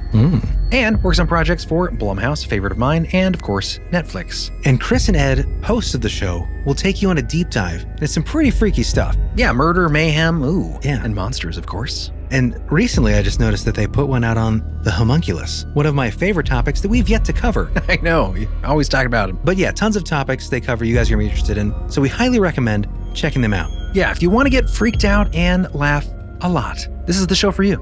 A lot of good, witty, genuine banter in this show. That's right, but don't take our word for it. Scared All the Time is part of, well, this is going to get you guys excited, part of the Astonishing Legends Network. Nice.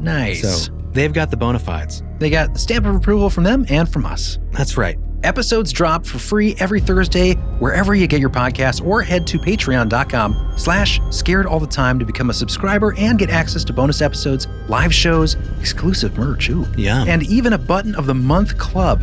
That's pretty nice. Ooh, I love buttons. Anyways, guys, check them out. They're great, and you're going to be greater for checking them out. Link in the show notes. Check it out.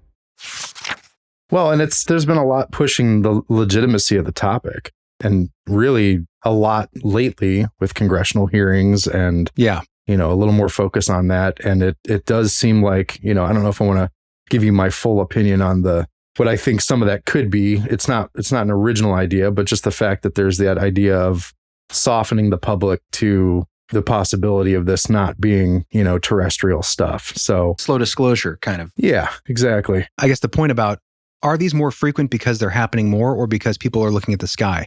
Because of the trend, because of the... It's a mixture, for sure. It seems like a mixture, but when something hits like that and the news decides to cover it, which of course is for people as old as us, remember that this is a very new phenomenon as far as, not just being ridiculed, but actually asking questions of what's happening in the sky. There's enough visibility and credibility behind whatever it is, whether it's ET, subterranean entities, whether it's, black operations, clandestine projects within our own government, something that is undisclosed, we know is happening. But just the fact that it's being taken more seriously. And on that point, if you guys are ready, I'd like to just play a quick video news summary from one of our favorite guys, George Knapp. Right on. With everything he's doing now, he's got an incredible new documentary series on Netflix, I believe, called it's like Alien Encounter or something. I watched it. Did you see it? Of course you did. Yeah, I've seen it. I thought it was pretty, because a lot of those kinds of documentaries are pretty hit and miss and sensationalized. But I thought a lot of what he had in there was actually pretty fascinating. Yeah, Jeremy. Yeah, we can play that clip. I just wanted to say, I get the argument that a lot of it could be mistaken identity. I think probably the majority of what people are recording and putting up online. Yeah, I think regardless, it points to, we've kind of laid out in this episode too, a history of things. And I think you made an interesting conjecture earlier where, Jerry, you said that they might not be extraterrestrial. They might not be, they might be very ordinary in the way that they're terrestrial, earthbound, man-made. But could they be observing something significant? Could they be retrieving information, Right. Tracking. Yeah. And the way that they seem to at least have handled the situation with leaving all these questions for everybody. But not handling it at all. Yeah. I mean, you're just adding more curiosity to the subject. So if they are just military drones that we're trying out that we really don't want our adversaries or really anybody to know about, we're flying them at night, as part of a test, but people are seeing them. Yeah. And why wouldn't you do that somewhere else? Exactly. And why would you have the lights on? Yeah. And there are people saying that they're going into the water. Right. I've seen some stuff that said that. And it's just, it's when you leave everybody to spread rumors that this stuff just gets out of control. Yeah.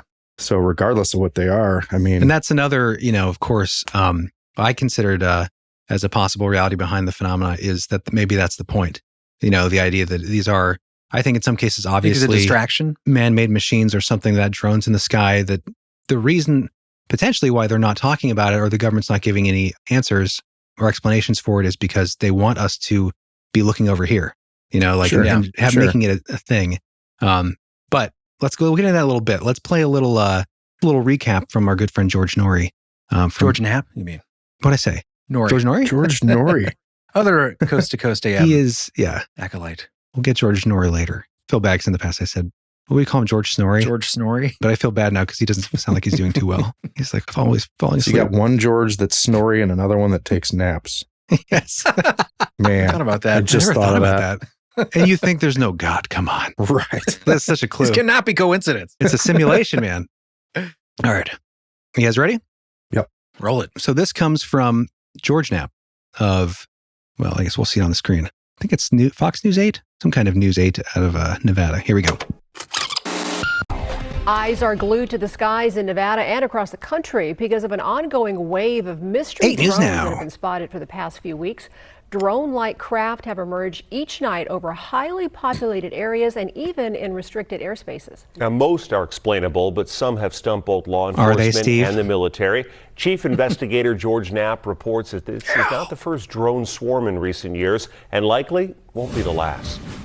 Omaha, technique kid, Rocco Frost with passive ability to launch Hilo ASAP. In July 2019, more than 100 unknown objects buzzed and swarmed around 10 U.S. Navy warships 100 miles off the Pacific coast. The objects were documented on camera, on radar, and on thermal sensors. Splash. In multiple shapes and sizes, including huge USO. wingless orbs with no detectable propulsion system.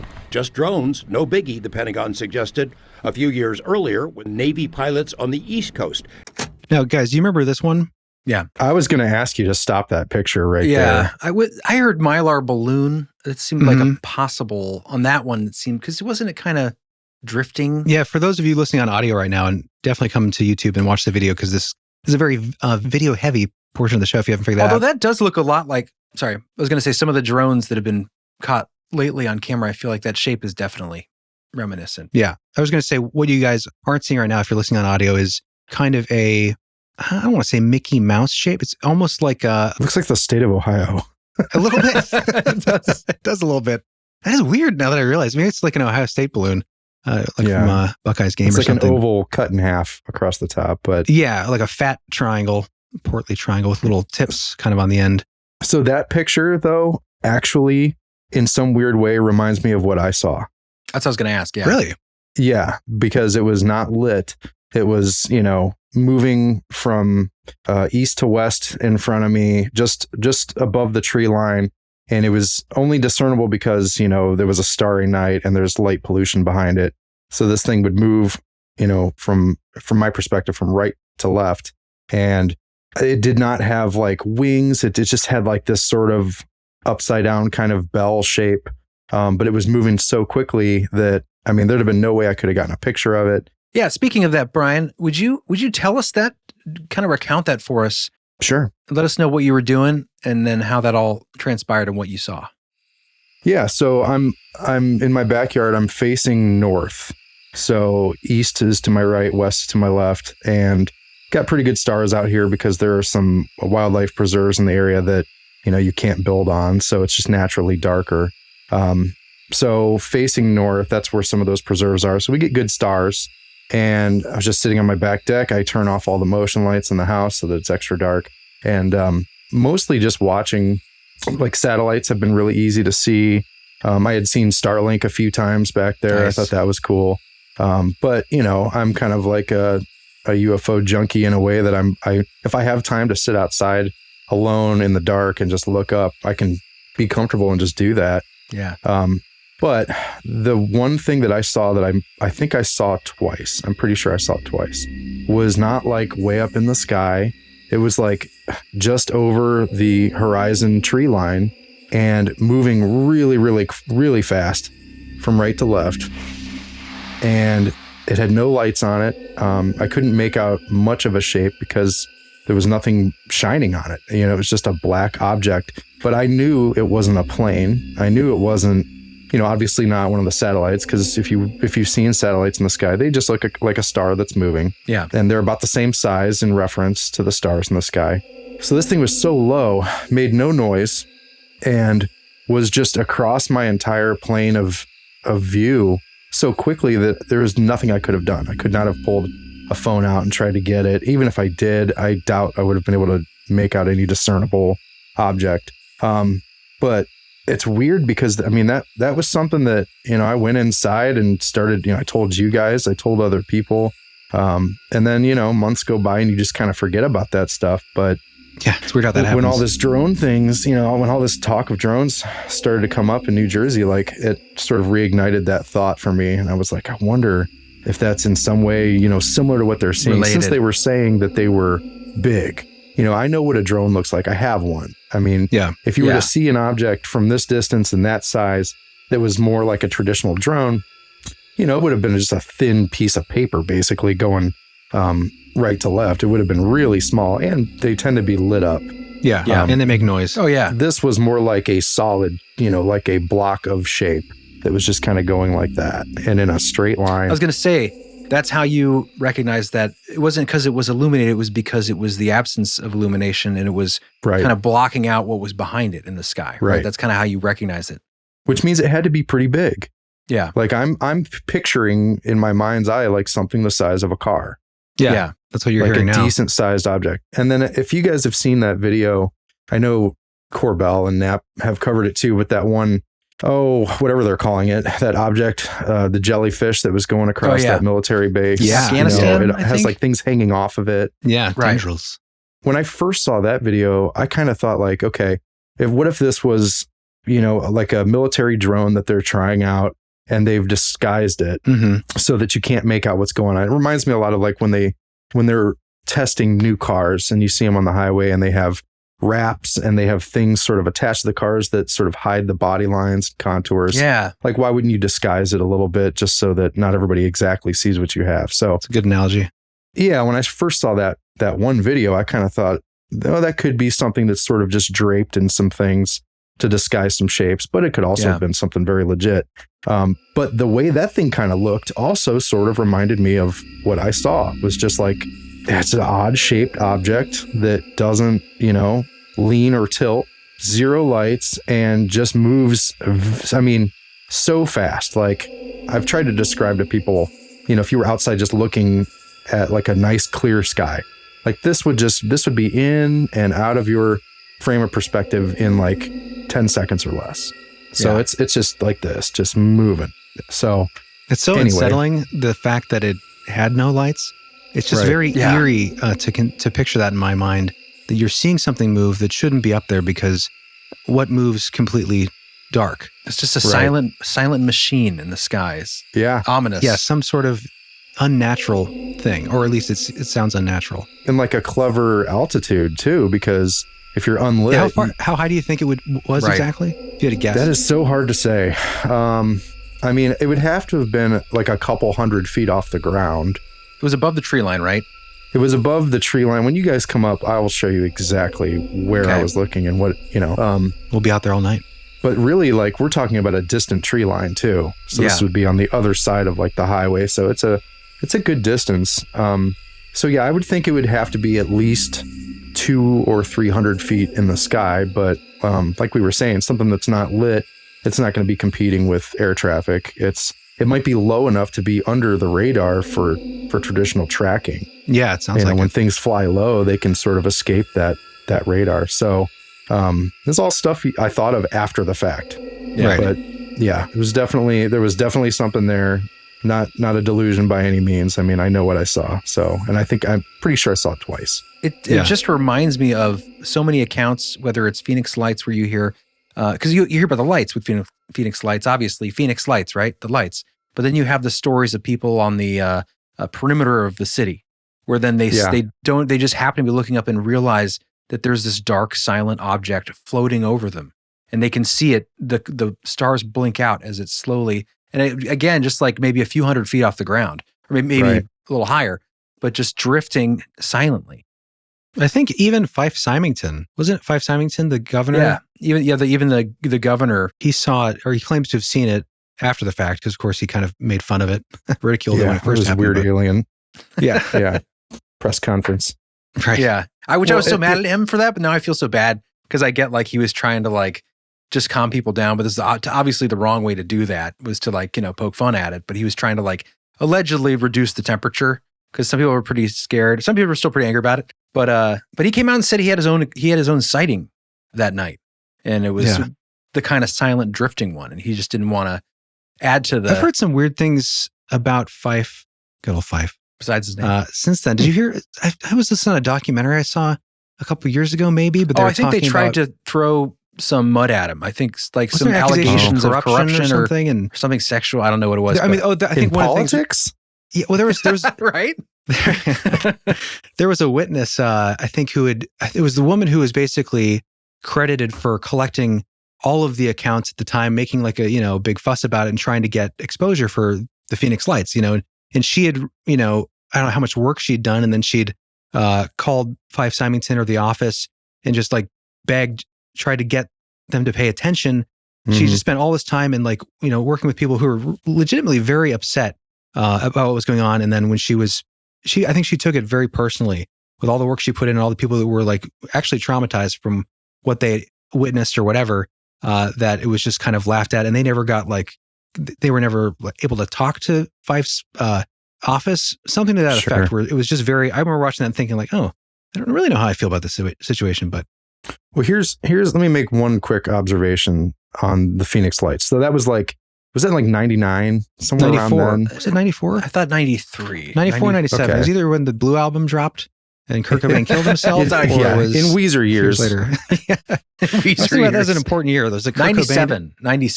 Okay, 3 years 7th after. grade. So take that exact event and move it to today. The one thing that we would be saying is the word drones. In 97, they didn't exist.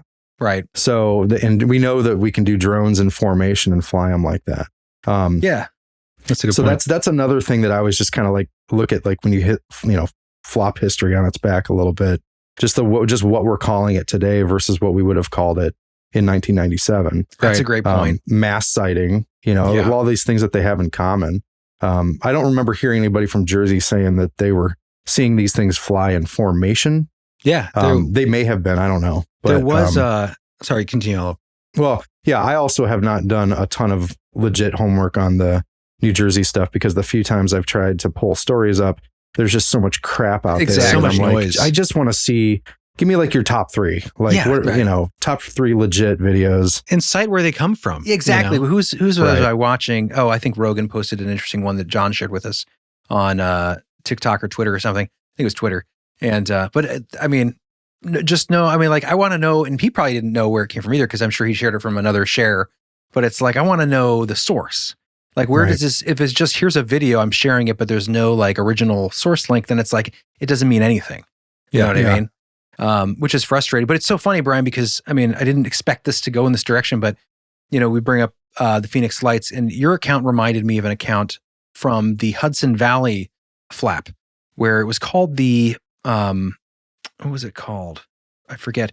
But the argument is the same argument, where it was like there was a lot of people that came out later and said this is probably a hoax, and it's light craft flying in formation, they think, small planes or ultralights. But you have this argument between ufologists and, some general, news outlet people, or even like a weather guy, weatherman. Yeah. But saying like this is probably this, and you had 3 cops on the ground who were all together with each other, but all had differing opinions on what this was. One believed this was certainly not something terrestrial. It had to be something that we couldn't have. He didn't believe at all that it was individual planes, but then his partner was like, "No, they're planes. Those are planes." So there's this interesting sort of thing, and it's funny because, I'll reference this quick because I think we've covered it already on this episode. But your account reminds me of an account from during this flap. There was someone who, after an article had been written online, had responded to the article because it brought up the possibility of hoax. And she basically said like, no, there's no way this was a hoax. I was in my backyard with my family, yada, yada. But I'll give you a quick couple aspects of this that just reminded me weirdly of your account. Sure. It was silent. It was just above the tree line. The only difference is this was moving very slowly, but no illumination. And just a relatively large object just sitting at tree level, and that just takes me back to your point about like this is a kind of a smart altitude to fly at if you want to be evading any sort of detection. Yeah. But again, this was another like I think V-shaped thing like Phoenix Lights, but this was 1983 or 84. Just interesting how it all rolls. These things just keep rolling and cycling. Yeah. And it's like we think we're getting places, and sometimes where we look back in history, we're like, we're still dealing with the same sort of questions we've been dealing with since 1784 or whatever it is, you know, like. Well, and the people that have the experiences, I mean, I can definitely say that it, probably most of my life, I would think, oh, I hope I get to see something, in my lifetime. And really always hoped for this sort of level of transparency with government as well at some point in my lifetime. Like, I just want to know. I want to be alive during that transition of like understanding that we're not the only intelligent life in this universe, Right. So when these little things start inching in that direction, of course, I'm just like, this is awesome. But to have actually seen some things myself, I understand now where beforehand, hearing people give their experiences and the vagueness in their stories, like I get it. Like I understand why it's so hard to recount everything, the details. Yeah. And why you just, you almost bother not to tell too many people because you're just like, I already know how this is going to end. Like, I'm just going to tell you this and you're going to go, whoa, that's cool. And then we're just all going to, go eat. So it's like, right. It's not as groundbreaking unless you've seen something yourself. And then it's, you want to tell everybody about it. Right. But to relay it to somebody else to where it actually like they can conceptualize what that feeling is like and what that impression is like. Yeah. Then it's kind of like, I can believe somebody. And then, but if they tell me their account, it's totally different than firsthand experiencing that account because like we talked about that a little last night over the phone, but when Jeremy and I saw some crazy stuff above our house in Doylestown and 4 a.m, but these little dots of light that at first are those satellites and then going quickly, but then slowing and then moving different directions. Yeah. And it was like 4 a.m. in the morning, never seen anything like this, but definitely looked like the height of a satellite and self-illuminated and making these weird maneuvers and then zip away. And it's like, that's probably the only thing I've ever seen, at least there was certainly something that I couldn't explain. Like, did it have any blinking lights on it? No blinking lights. Just so a solid. Did it look like could be high enough to be illuminated by the sun, like the stars would be? Yeah, I guess. I mean, it could have been. Yeah, I guess it could have been. I think we were thinking, what is the height of that it would have to be illuminated? I guess anything in the upper atmosphere would have a reflection. Well, I'm just thinking like whatever the altitude of satellites. I mean, I'll tell you this. It looked like the altitude of satellites. It looks. I've seen satellites, and it looked at that. That's why at first Jeremy and I were like, "Oh, are satellites?" But then when they slowed down and then changed direction, you're like, "These aren't satellites," but they're definitely at around that altitude, from what I could perceive, anyway. But that seems to be what there's a lot of out there as far as cell phone videos, people looking up that. We all have to like discern whether or not we think it's a real or, some sort of manipulation. But I think it's easy. You could just say that if you see something up that high and it looks like a satellite and then changes direction, slows down, it's not a satellite. It's something else. Right. And that's another big thing that I think there's a trend of is videos of these little lights that seem to be able to move freely about.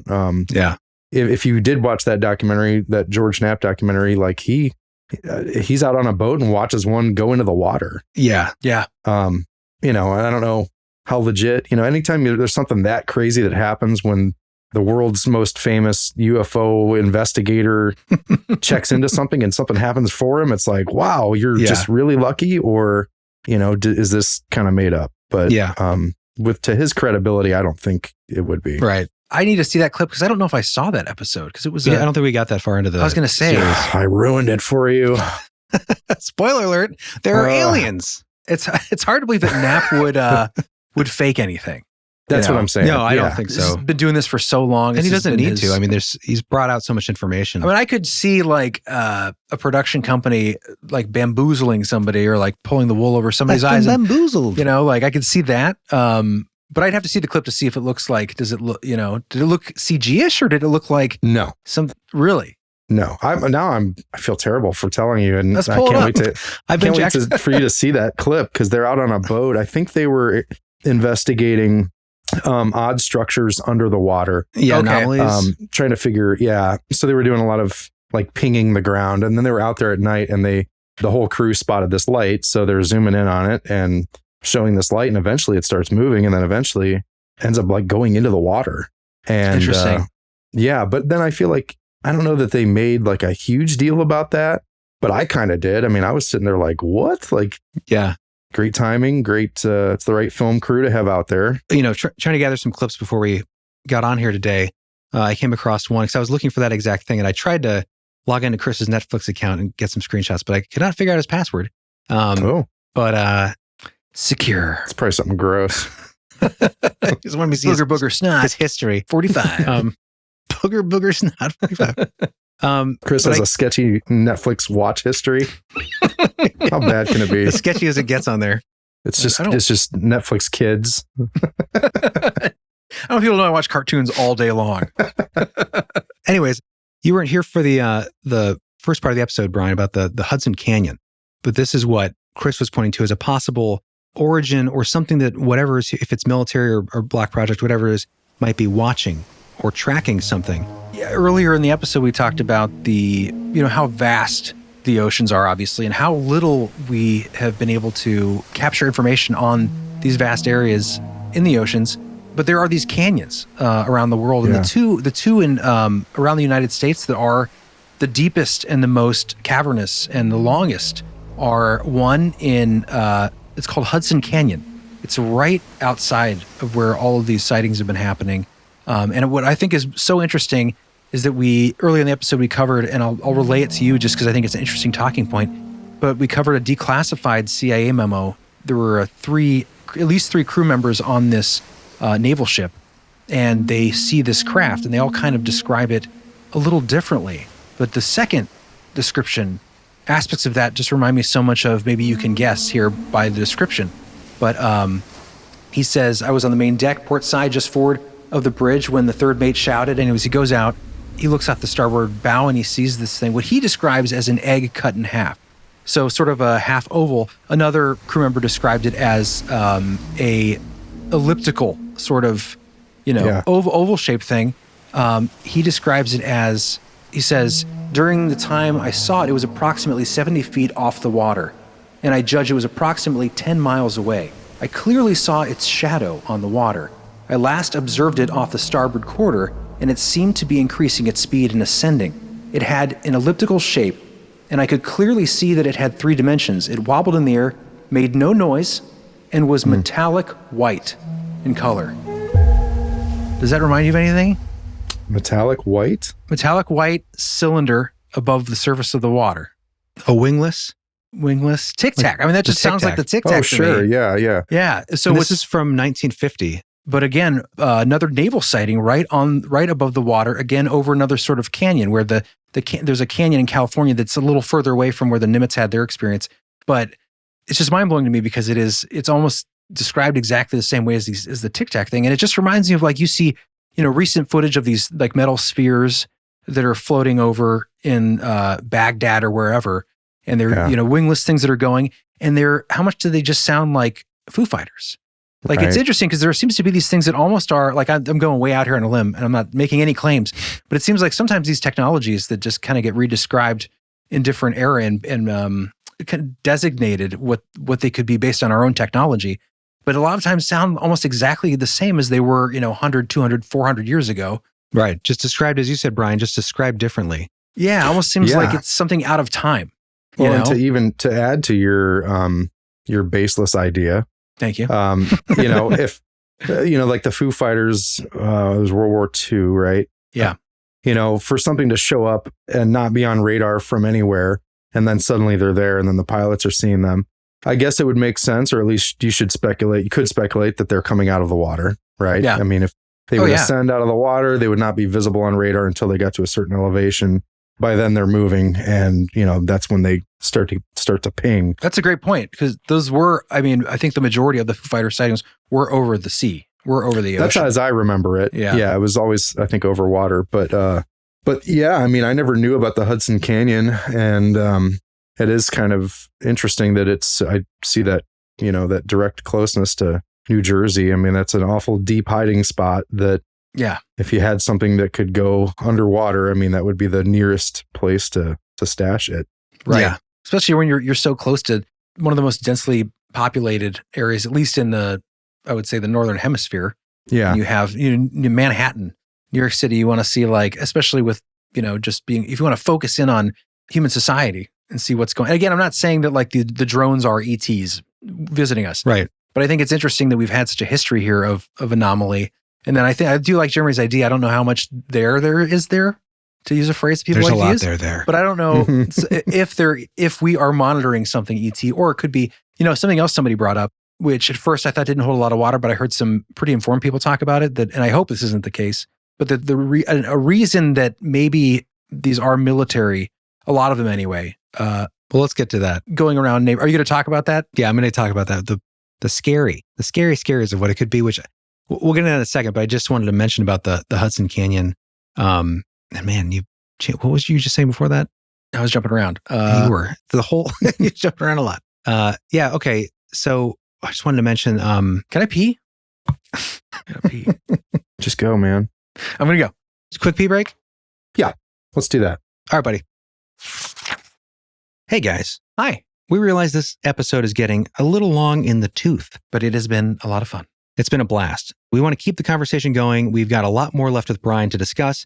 That's going to have to go in the expansion for now. So if you're not a member and you want to sign up to hear the rest of the conversation, review some more drone footage, we're going to have some video in the expansion for members. Yeah. You can click the link in the show notes, sign up to be a member. You'll get access to that. We're also going to have the regular expansion episode covering more encounters in New Jersey, New York, and the Hudson area. Yeah, lot to go where we haven't gotten into today.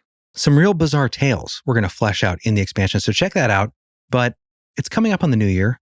Happy New Year's to you guys out there. Mm-hmm. And we really need to thank some people.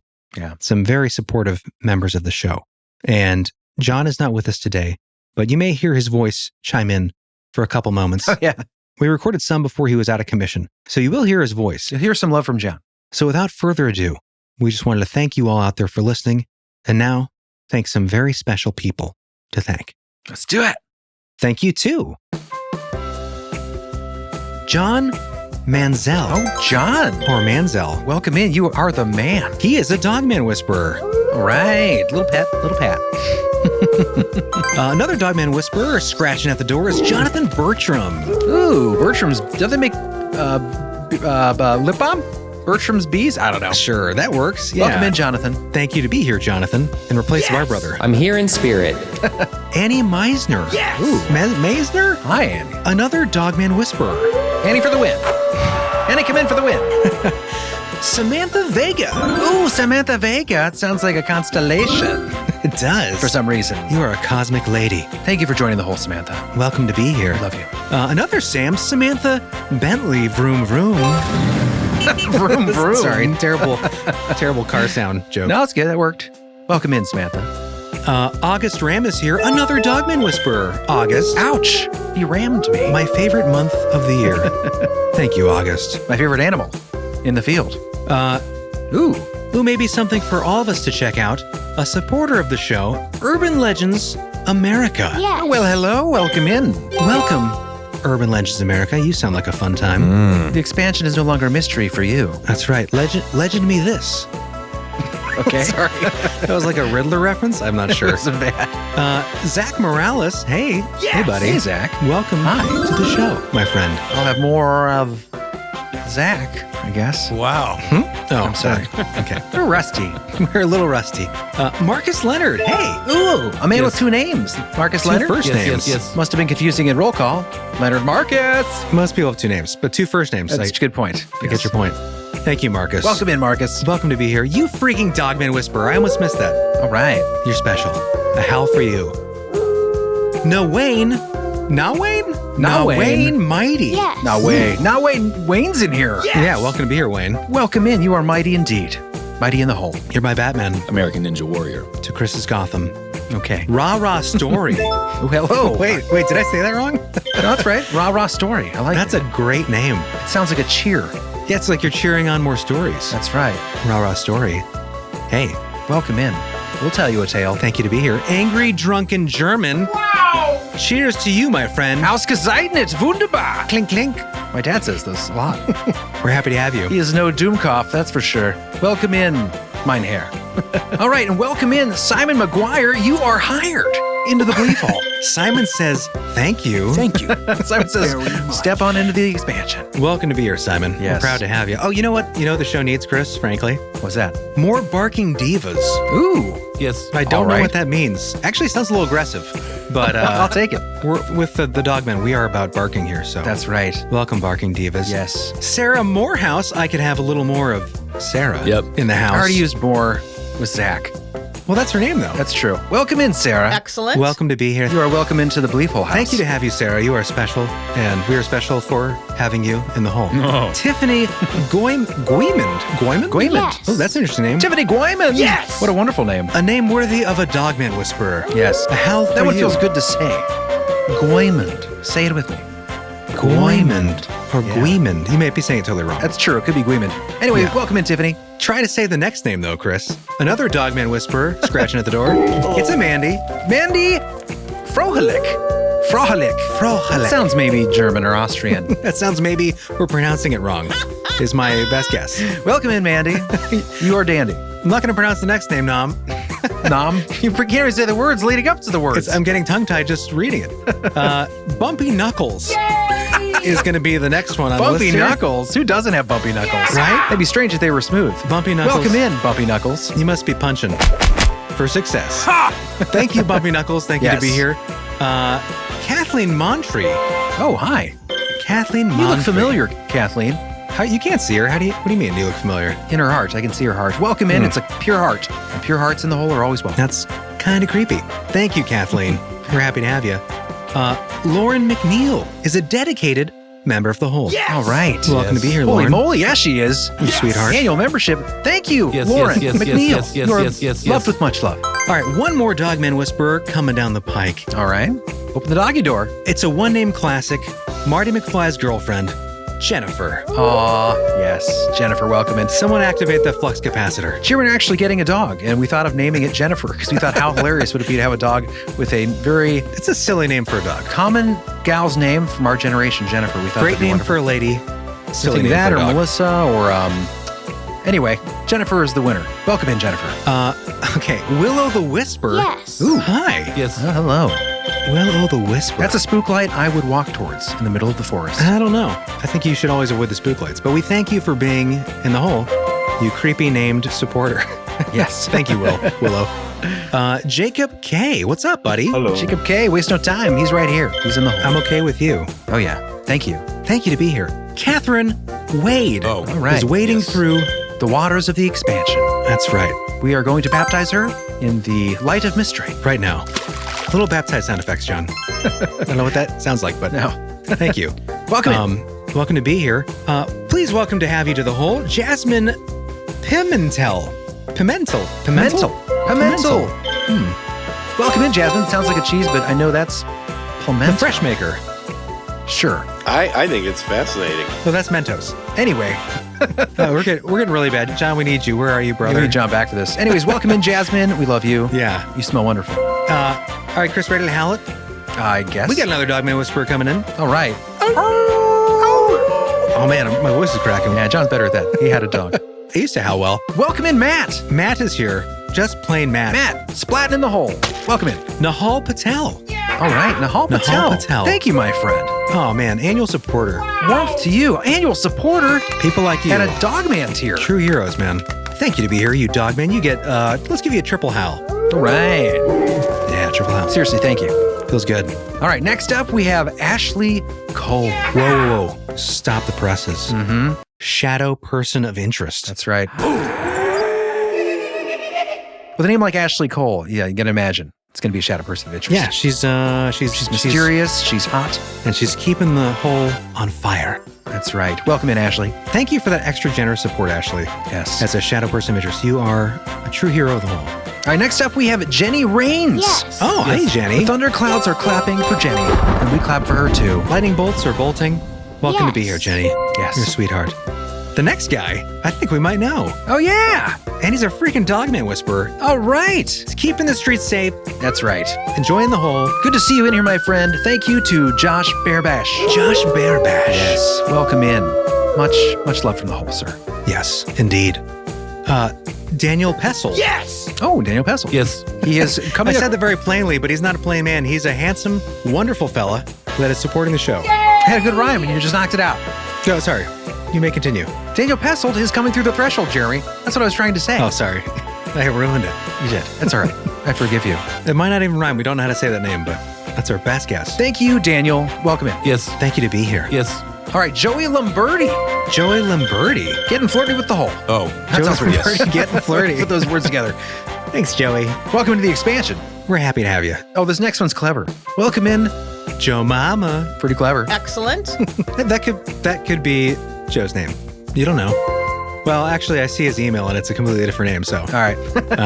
Welcome in, my friend Joe. We appreciate the clever name. You made us giggle. Yes. That's a win for you. All right. For another shadow person of interest. Shadow person of interest? What? MJ Morris, welcome in. You sound like a law firm, but you're more like a friend.